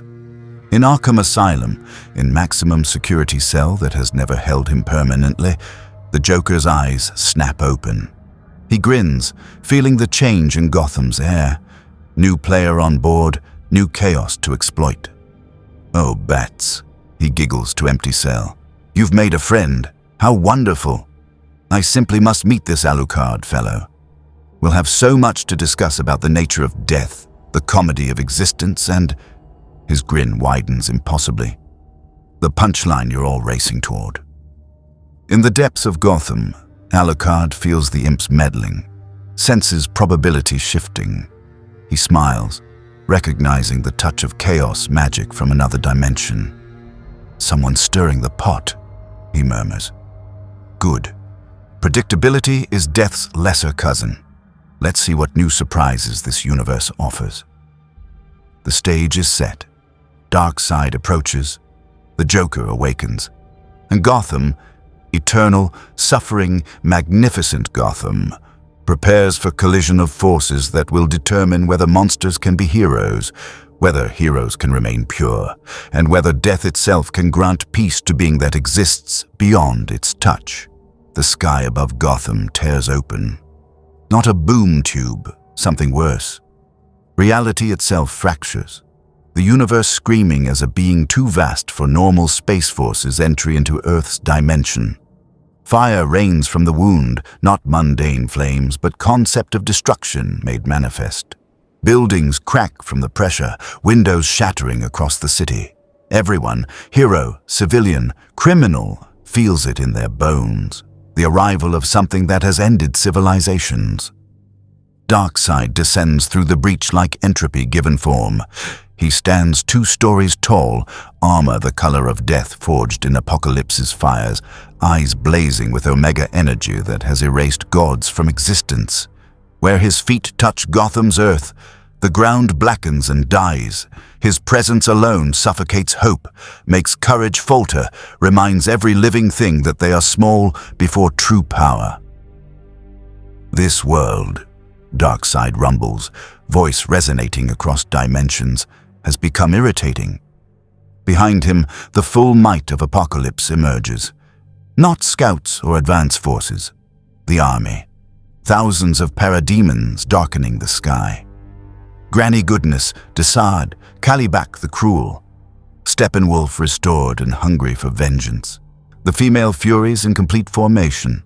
Artillery batteries that have shattered planets, all of it deployed to this single city for singular purpose.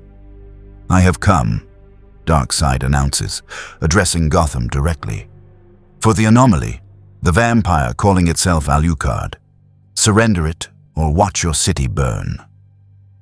The Justice League forms defensive line at Gotham's edge. Superman floats at the center, jaw set with determination despite fear he'll never admit. Wonder Woman stands ready, sword and shield blessed by old gods who remember when Darkseid was young. Flash vibrates, ready to evacuate millions if necessary. Green Lantern constructs dome shield over the city. Aquaman, called from ocean depths. Cyborg, interfaced with every defensive system. Martian Manhunter, telepathically coordinating. And Batman in the Bat Plane, already calculating impossible odds. Darkseid, Superman calls, voice steady despite facing being who has defeated him before. Alucard is under Earth's protection. You want him, you go through us. All of us. Gladly. Darkseid's omega beams lance out. Twin streams of energy that erase whatever they touch from existence. Superman meets them with heat vision, cosmic power against God power, the collision creating shockwave that levels surrounding buildings. Wonder Woman charges, sword swinging with force to split atoms. Darkseid catches her blade with one hand, not bothered by weapon that has killed gods. Daughter of Zeus, he observes. Still pretending mortality makes you noble. He backhands her through 3 city blocks. The battle erupts across Gotham. Flash evacuates civilians at light speed while parademons swarm. Green Lantern's constructs hold against Apocalypse artillery, but cracks form. Aquaman commands what marine life exists in Gotham's polluted waters. Not much, but every weapon counts. Cyborg hacks parademon systems, turning portions of the army against itself. John phases through enemies, telepathic attacks disrupting coordination. It's not enough. It's never enough against Darkseid.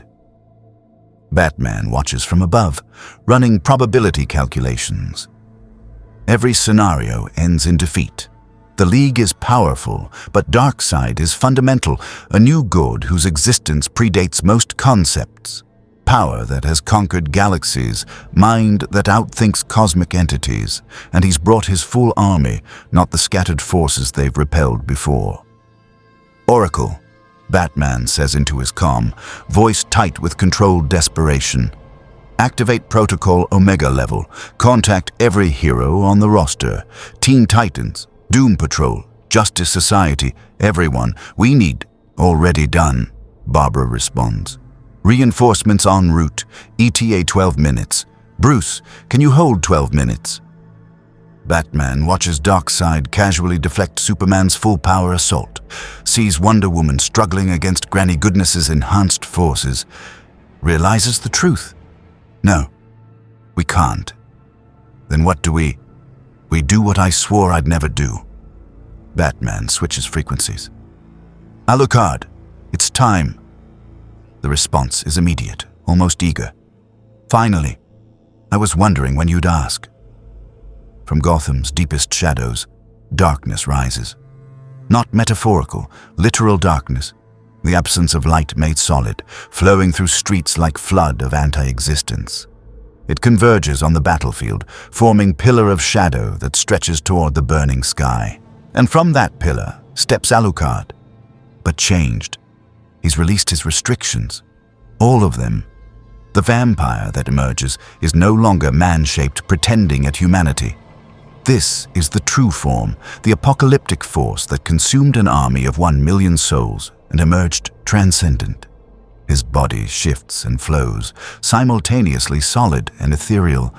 Eyes blaze like dying stars. Behind him, visible in the shadow space he occupies, millions of faces scream.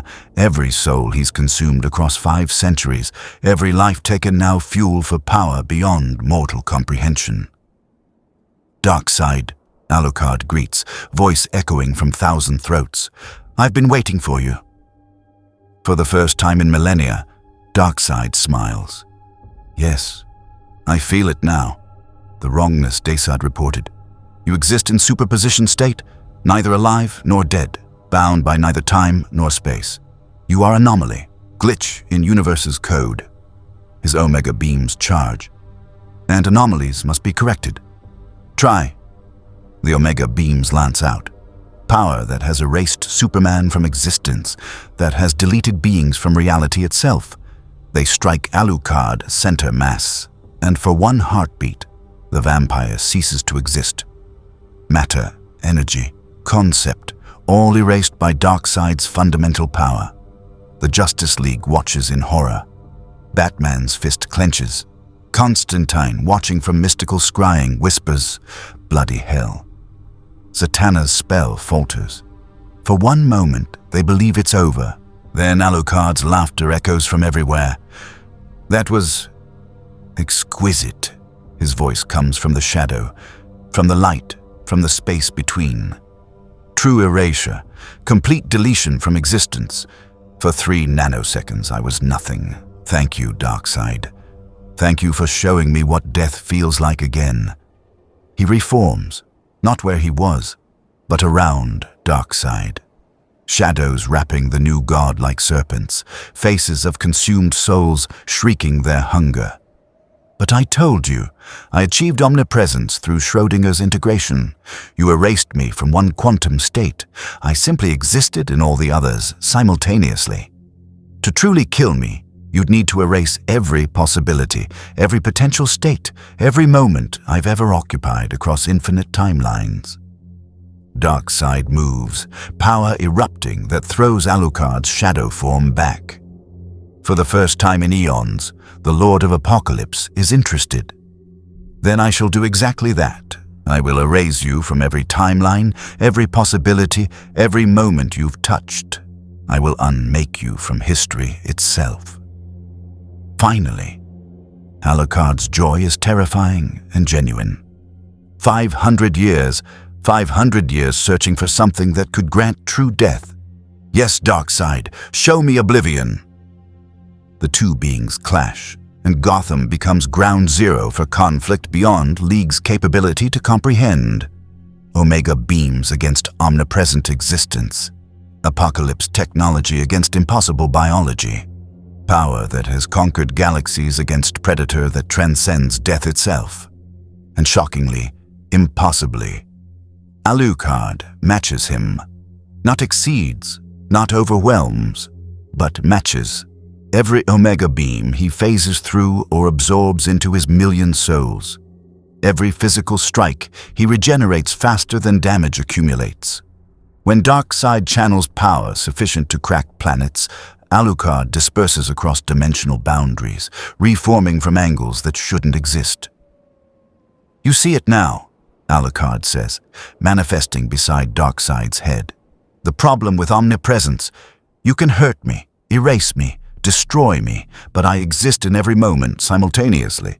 Killing me in present doesn't matter when I exist in past, future, and every possibility between." Darkseid's response is to grab Alucard by the throat, physical contact with being that shouldn't have physical form, and channel Omega energy directly into the vampire's essence.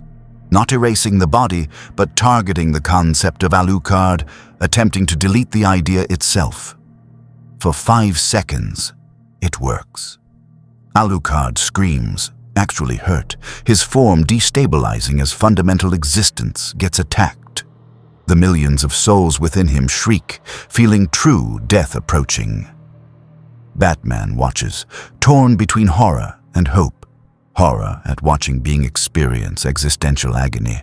Hope that maybe, finally, Darkseid can end the threat Alucard represents. Then the Joker arrives, and everything goes to hell. The clown prince of crime emerges from Arkham's ruins, because of course the battle freed him, riding garbage truck, painted in garish colors, laughing with genuine delight. Darkseid, vampire, Justice League, it's like Christmas morning. He fires rocket launcher, not at heroes or villains, but at chemical plant 3 blocks away, the kind of plant that produces compounds that, if ignited, would poison half of Gotham. No! Superman breaks from his fight with Kalibak, heat vision destroying the rocket mid-flight. But it's distraction, and the Joker knows it.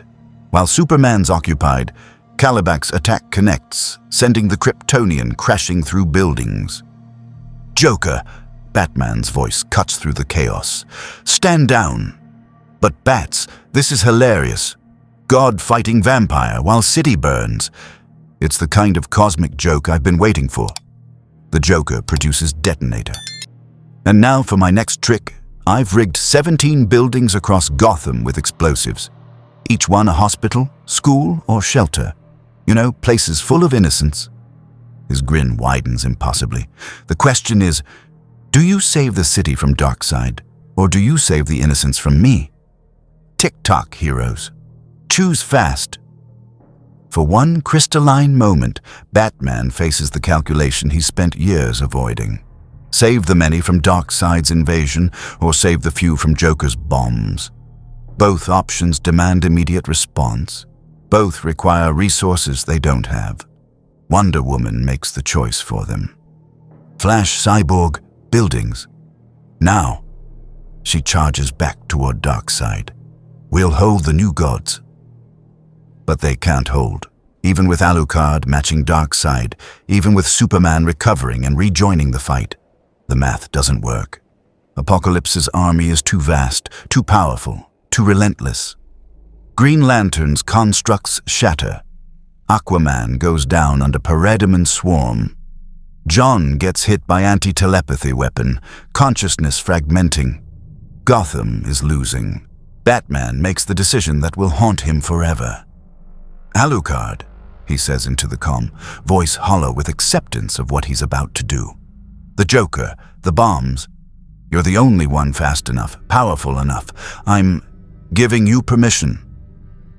Silence on the line. Then, "Say it clearly, Batman. No ambiguity." Batman closes his eyes behind the cowl. When he opens them, something has broken inside, the last wall between hero and monster, between justice and vengeance. "Kill the Joker. Save the innocents. Do it now." "As you wish." Alucard explodes from his battle with Darkseid, omnipresence allowing him to simply stop fighting one opponent and start engaging another. He manifests before the Joker in the span between heartbeats, and the Clown Prince's laughter cuts short. "Well, well," Joker says, smile fixed but eyes calculating. "The vampire, I've been dying to meet you. Get it? Dying, because you're—" Alucard's hand punches through the Joker's chest. No banter, no theatrical reveal, no mercy, just pure, absolute execution. His fingers close around the Joker's heart, the organ that has pumped blood through Gotham's greatest monster for decades, and crushes it. The Joker's eyes go wide. For once in his existence, the joke isn't funny. Wait, this isn't... The punchline's supposed to... There is no punchline, Alucard says coldly. You're not comedian or philosopher or agent of chaos. You're rabid dog that needed putting down decades ago. Batman's principles kept you alive. I have no such restraints. He releases the body, and the Joker falls. Not dramatically. Not with final laugh or cryptic message. He just dies. Slumps like puppet with cut strings, blood pooling beneath him in expanding crimson circle. Gotham's nightmare finally ended. Alucard manifests at each bomb location simultaneously, omnipresence making child's play of disarming all 17 devices in the span of single second. Thousands of innocents saved. Crisis averted. But at what cost? Batman stands frozen in the Batplane, watching monitors show the Joker's corpse. He gave the order. After all his years, all his principles, all his refusals, he ordered execution. He broke. The darkness finally won. "Bruce?" Superman's voice through the comm, and it carries disappointment that cuts deeper than any weapon. "Tell me you didn't just do what I think you did." Batman can't answer. Can't justify. Can't even defend the decision, because deep down, part of him feels relief. Relief that the Joker is finally gone. And that relief is what terrifies him most. On the battlefield, Darkseid observes the execution with interest. Fascinating. You've made your hero break his code. The vampire serves as your executioner, allowing you to maintain pretense of morality while eliminating threats. His laugh is cold, analytical. You are weak, heroes of Earth. Unable to do what's necessary, hiding behind a monster to do your killing. And yet, Alucard says, reforming beside Darkseid, we're still holding you, still fighting, still denying you the prize you came for. His smile is savage. You wanted me, Lord of Apocalypse. Here I am. Let's finish this. What follows is battle beyond human comprehension. Alucard releases more of his soul army, millions of consumed consciousnesses manifesting as shadow warriors. They swarm Darkseid like locusts, each one insignificant but collectively overwhelming. Darkseid responds with omega beams that sweep through them like scythe through wheat, but for every 1,000 destroyed, 1,000 more emerge. Superman rejoins the fight, rage fueling his attacks. Not at Darkseid, at Alucard, at the vampire who corrupted his friend. Heat vision and frost breath, strength that has moved planets, speed that rivals Flash. He fights like Kryptonian warrior his heritage demands, trying to end both threats simultaneously. Wonder Woman coordinates the defense, Amazon tactical genius organizing the scattered heroes. The reinforcements arrive, Teen Titans, Justice Society, even Suicide Squad deployed by Waller. Gotham becomes war zone spanning every street, every shadow, every possibility. And slowly, impossibly, they begin to win. Not through overwhelming power, but through unity Darkseid never expected. Heroes protecting civilians while Alucard engages the tyrant directly. Flash evacuating thousands per second. Cyborg coordinating planetary defense networks. Green Lantern Corps members arriving from space, Emerald Light reinforcing Earth's defenders. Magic users, Constantine, Zatanna, Dr. Fate, Etrigan, combining power to disrupt Apocalypse technology. Darkseid realizes the truth. Earth is defended not by individual power, but by collective sacrifice. Every hero willing to die before surrendering. Every civilian refusing to flee. Even the vampire, monster though he is, fighting for a world that isn't his own. This world, Darkseid admits, is more trouble than it's worth.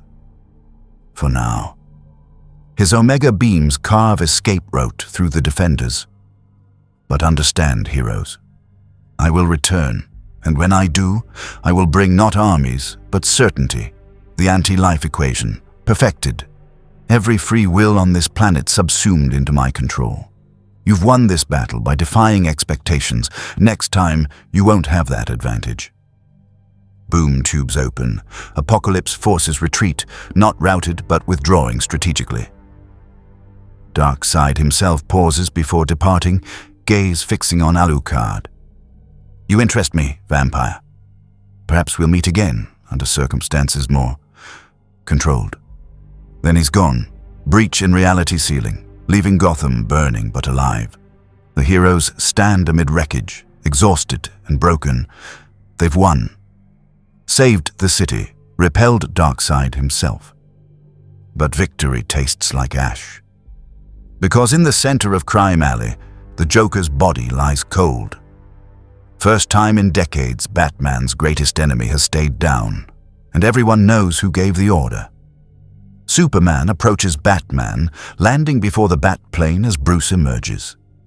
The two friends face each other, and the distance between them feels infinite. You broke your code, Clark says quietly. Not accusation, simple statement of fact. I saved thousands of lives, Batman responds, voice hollow, by taking one, by ordering murder. Superman's expression is pained. Bruce, I understand the temptation. God knows I've been tempted. When Darkseid killed Lois in that other timeline, when Jokers killed so many innocents, I've wanted to cross that line, but I didn't. Because the moment we become executioners, we lose what makes us heroes. Maybe being hero isn't enough, Batman says, and the words feel like tearing something from his chest. Maybe Gotham needs monster. Then you don't need me. Superman rises, preparing to leave. I'll always be your friend, Bruce. But I can't stand beside vigilante who kills. Contact me for world-ending threats, but this, he gestures at Gotham's burning streets. This is your darkness now. Handle it alone. He flies away, and part of Batman breaks watching him go. Wonder Woman's judgment is different. She approaches, sword sheathed, expression thoughtful rather than condemning. In war, I've made such choices. Killed to protect innocence. I understand the weight you carry now. She places hand on his shoulder. But understand, this path leads somewhere dark. The Joker was clear threat, but who's next? Two-Face? Scarecrow? Every criminal becomes potential execution once you cross that line. Promise me you'll remember why you started this crusade. Promise me you won't become the thing you fight. Batman nods, unable to speak. The other heroes disperse, coordinating cleanup, treating wounded, processing what happened. Some look at Batman with new respect. Finally, someone willing to make hard call. Others look at him with disappointment, seeing idol fallen. None look at him the same. And Alucard? He stands apart, watching the humans process their trauma. He expected satisfaction from the kill, the pleasure of ending threat. Instead, he feels empty. The Joker was mad, chaotic, but facing death with nothing. No final joke, no grand exit, made the kill hollow. 500 years, he murmurs to himself. And I still don't understand them. Batman breaks his code and feels broken. I maintained mine and feel nothing. Who's the real monster? Constantine approaches, cigarette dangling. That's the question in it. You killed the Joker, saved thousands, did what Batman couldn't. But you've also corrupted the best man I know. Made him compromise everything he stood for. He exhales smoke. So tell me, vampire, was it worth it? Alucard considers. The Joker, dead. Darkseid, repelled. Gotham, saved. Batman, broken. Superman, disgusted. The Justice League, fractured. I don't know, he admits. Ask me in another 500 years. He becomes shadow and fades, leaving Constantine alone with his cigarette and questions nobody can answer. Days pass. Gotham rebuilds as it always does. The Joker's death becomes news cycle, then controversy, then grudging acceptance among citizens who've suffered his cruelty for decades. Arkham Asylum stands quieter without his laughter echoing through halls. Crime drops. Criminals genuinely afraid now that the unspoken rule about Batman not killing has broken. Batman operates alone now. Superman responds to Justice League emergencies but avoids Gotham. Wonder Woman checks in occasionally, worried about Bruce's descent. The Bat family is divided. Jason Todd, the Red Hood, approves completely, finally vindicated in his lethal methods. Dick Grayson is disappointed. Tim Drake is conflicted. Damian is calculating, seeing opportunity. And Alucard? He hunts Gotham's shadows as before, but something has changed. The Joker's death was supposed to feel like victory. Instead, it feels like evidence of failure. Failure to find worthy opponent, failure to understand heroism, failure to do anything but what he's always done. Kill and move on. He finds himself on the roof where he first manifested in this universe, looking over Gotham's nightmare skyline. Constantine joins him eventually, uninvited but expected. "Thought I'd find you here," the magician says, lighting up. "Brooding is contagious in this city." "I'm not brooding, I'm contemplating." "Same thing, mate." Constantine offers the cigarette pack. Alucard takes one, more for the ritual than the need. "You asked to be unleashed. Batman unleashed you. Joker's dead. City's safer. Everyone should be happy. But nobody is. Why? Because heroism isn't about making things better," Alucard realizes, words forming as he speaks them. "It's about trying to make things better without losing yourself. Batman maintained impossible standard for decades. One order to me, and he broke. I didn't corrupt him, I just provided the excuse he was looking for. Deep wrong, but deep." Constantine exhales smoke that forms shapes in the night. Batman broke because he chose to, because Gotham finally ground him down. You're just the tool he used. Question is, what are you now? Still hunting for death, still playing monster for hire, or something else? Alucard doesn't answer, because he doesn't know. For 5 centuries his purpose was clear. Fight, consume, serve, hunt. Now he exists in a universe that has literal gods, moral paragons, and eternal struggles. The death he craves seems further away than ever. Darkseid couldn't kill him, Justice League won't try, and Batman's too broken to be threat. "I'm the thing this universe doesn't know what to do with," Alucard finally says. "Not hero, not villain, not weapon, just anomaly."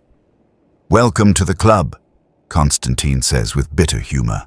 "That's most of us, really. Stuck between categories, trying to figure out if we're helping or hurting." He crushes out his cigarette. "For what it's worth, you saved thousands when you killed Joker. That's not nothing, even if Superman can't see it. But I didn't save them for heroic reasons. I did it because Batman finally asked. Because the fight entertained me. Because killing is what I do." Alucard's expression is tired, ancient. Motivation matters, doesn't it? The why behind the what. In philosophy lectures, yeah. In real world. Dead Joker is dead Joker. Ask the families of his victims if they care why he died. It's pragmatic, logical. Everything Alucard has told himself for centuries. But for first time, the logic feels insufficient. These heroes, broken and flawed as they are, operate on principle he's forgotten, the idea that how you achieve victory matters as much as achieving it. Below, Batman patrols alone. No Robin beside him tonight, no Oracle's cheerful coordination. Just the Dark Knight and Gotham's eternal darkness. Two old friends drowning together. Alucard watches him, and something like understanding forms. Batman didn't break because he's weak. He broke because staying strong required energy even his discipline couldn't maintain forever. The weight of dead Robins, paralyzed Batgirls, murdered parents, countless civilians he couldn't save, it all accumulated until one more crisis pushed him over the edge. And Alucard was there, offering the easy solution. Kill the problem, end the threat, no more escapes, no more victims, no more moral complexity. Just simple, brutal effectiveness. "I think," Alucard says slowly, "I may have done something worse than killing. I've proven the cynics right, that heroism is unsustainable, that eventually everyone breaks, that the monsters are necessary because the heroes aren't enough." Constantine considers this. You might be right, or you might be overthinking it. Time will tell. He stands, preparing to leave. Either way, you're stuck here now, vampire. In a universe that runs on hope and symbols and impossible ideals. You can mock them or, he pauses, you can try to understand them. Who knows? Maybe 500 years of cynicism deserves challenge too. He vanishes in puff of smoke, leaving Alucard alone with his thoughts. In the Batcave, Bruce Wayne sits before the computer, cowl pulled back, staring at footage of the Joker's death. Frame by frame. The punch through the chest. The light fading from manic eyes. The body falling. He's watched it 200 times now, searching for what? Justification, absolution, proof that he made right choice? He finds none of these things, just evidence that when pushed far enough, even he can break. "Alfred," he says to the empty cave. Alfred is upstairs, maintaining distance while Bruce processes. "I need you to add something to the contingency files." The loyal butler's voice comes through speakers. "Sir, contingency for me. If I continue down this path, if I start approving more executions, if the line between justice and vengeance disappears, I need the League to stop me. Full force. Superman, Diana, everyone. Add it to the files." Silence. Then, "Already done, Master Bruce. I added it 3 days ago when I saw where this was heading." Batman, Bruce, allows himself small, bitter smile. Of course, Alfred anticipated. He always does. "Thank you, old friend." "Always, sir." Gotham's night continues. Criminals fear the shadows more than before, knowing that Batman's protection, the unspoken promise that he wouldn't kill, has broken. Heroes patrol with new wariness, watching their ally for signs of further corruption. Citizens sleep slightly safer, but at cost none of them fully understand. And in those shadows, Alucard hunts. Still dangerous, still unkillable, still searching for purpose in a universe that runs on rules he doesn't follow and ideals he barely comprehends. The Joker is dead. Darkseid is repelled. Gotham stands. But victory feels like defeat. Success tastes like failure, and the unkillable vampire has learned something more terrifying than any battle. Purpose isn't found in death or victory. It's found in the trying, in the struggle to be better despite knowing you'll fail. And for immortal being who has transcended death, that's the cruelest prison of all. Not the inability to die, but the realization that living meaningfully might be harder than any battle he's ever fought. He dissolves into Gotham's eternal darkness, leaving behind questions about heroism, corruption, and whether monsters can ever truly understand the light they've chosen to protect. Weeks turn to months. Gotham adapts to its new normal. Batman more isolated, Alucard more integrated, and the uncomfortable truth that sometimes The only way to save everyone is to damn yourself. Superman eventually returns, not to approve, but to ensure Bruce doesn't fall further. Their friendship is strained, perhaps permanently, but not broken. Wonder Woman becomes regular presence in Gotham, watching both the Dark Knight and his vampire ally for signs of further compromise. The rest of the League maintains cautious distance, responding to crises, but wary of getting too close to what Gotham has become. Alucard discovers something unexpected. Purpose doesn't come from grand battles or worthy deaths. It comes from small moments, saving a child from burning building, eliminating human trafficking ring before Batman even knows it exists, standing guard over hospital while gang war rages, ensuring no stray bullets reach the innocent. He's still monster, still kills without hesitation when targets warrant it. But he's monster that protects now, not merely hunts. And sometimes, late at night when Gotham is quietest, he wonders if this is what Integra Hellsing meant when she gave him his final order. Be free. Maybe freedom isn't about finding death. Maybe it's about choosing how to exist in the infinite stretch of immortality. And Gotham, dark, broken, magnificent Gotham, has given him something to exist for. Batman still wrestles with his choice. Every patrol, every case, every criminal he captures instead of kills, they're all acts of penance for the line he crossed. He's added 14 more contingencies against himself, prepared protocols for if he breaks again. Some nights he wonders if partnering with Alucard was greatest mistake or necessary evolution. He doesn't have the answer. Maybe there isn't one. But as long as he keeps asking the question, keeps fighting the darkness, both external and internal, he's still Batman. Broken, compromised, but not defeated. The Joker's grave stands in Arkham's cemetery. No flowers, no visitors, just stone marked with name and dates. Gotham's greatest monster, finally at rest. And in the shadows above it, a vampire watches, pondering the nature of death, heroism, and whether finding purpose is blessing or just more elaborate prison. Across the multiverse, in dimensions beyond counting, other beings watch this universe with interest. The Monitor observes, cataloging this timeline where heroes broke and monsters protected. The Presence, closest thing DC Universe has to true God, sees the struggle and finds it acceptable. Growth comes from conflict, divine or otherwise. And in the fifth dimension, Mr. Sizeptalk giggles, already planning his next visit. Because if there's one thing more entertaining than heroes staying pure, it's watching them fall and claw their way back up. Gotham endures. It always does. The city that breaks everyone who tries to save it has broken another guardian, but he's still standing, still fighting, still hoping that maybe someday the darkness will recede. Hope shines brightest in the darkest night, and in Gotham, where night never truly ends, that hope, however fragile, however compromised, remains. Alucard stands on the roof where he first arrived, looking over the city he's somehow come to.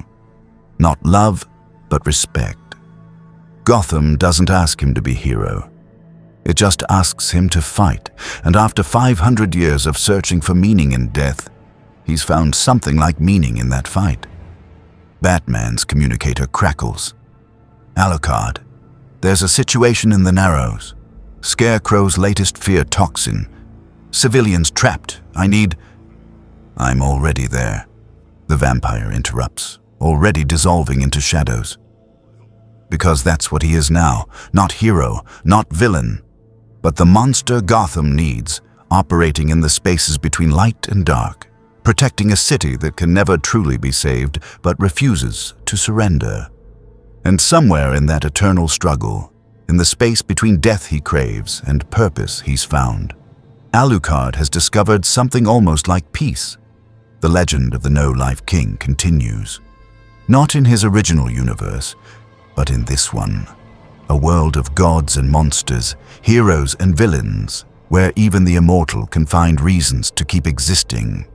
And when Darkseid returns, as he promised he would, when the anti-life equation threatens to consume all free will, when the final battle between hope and despair arrives, Gotham will have its monster ready.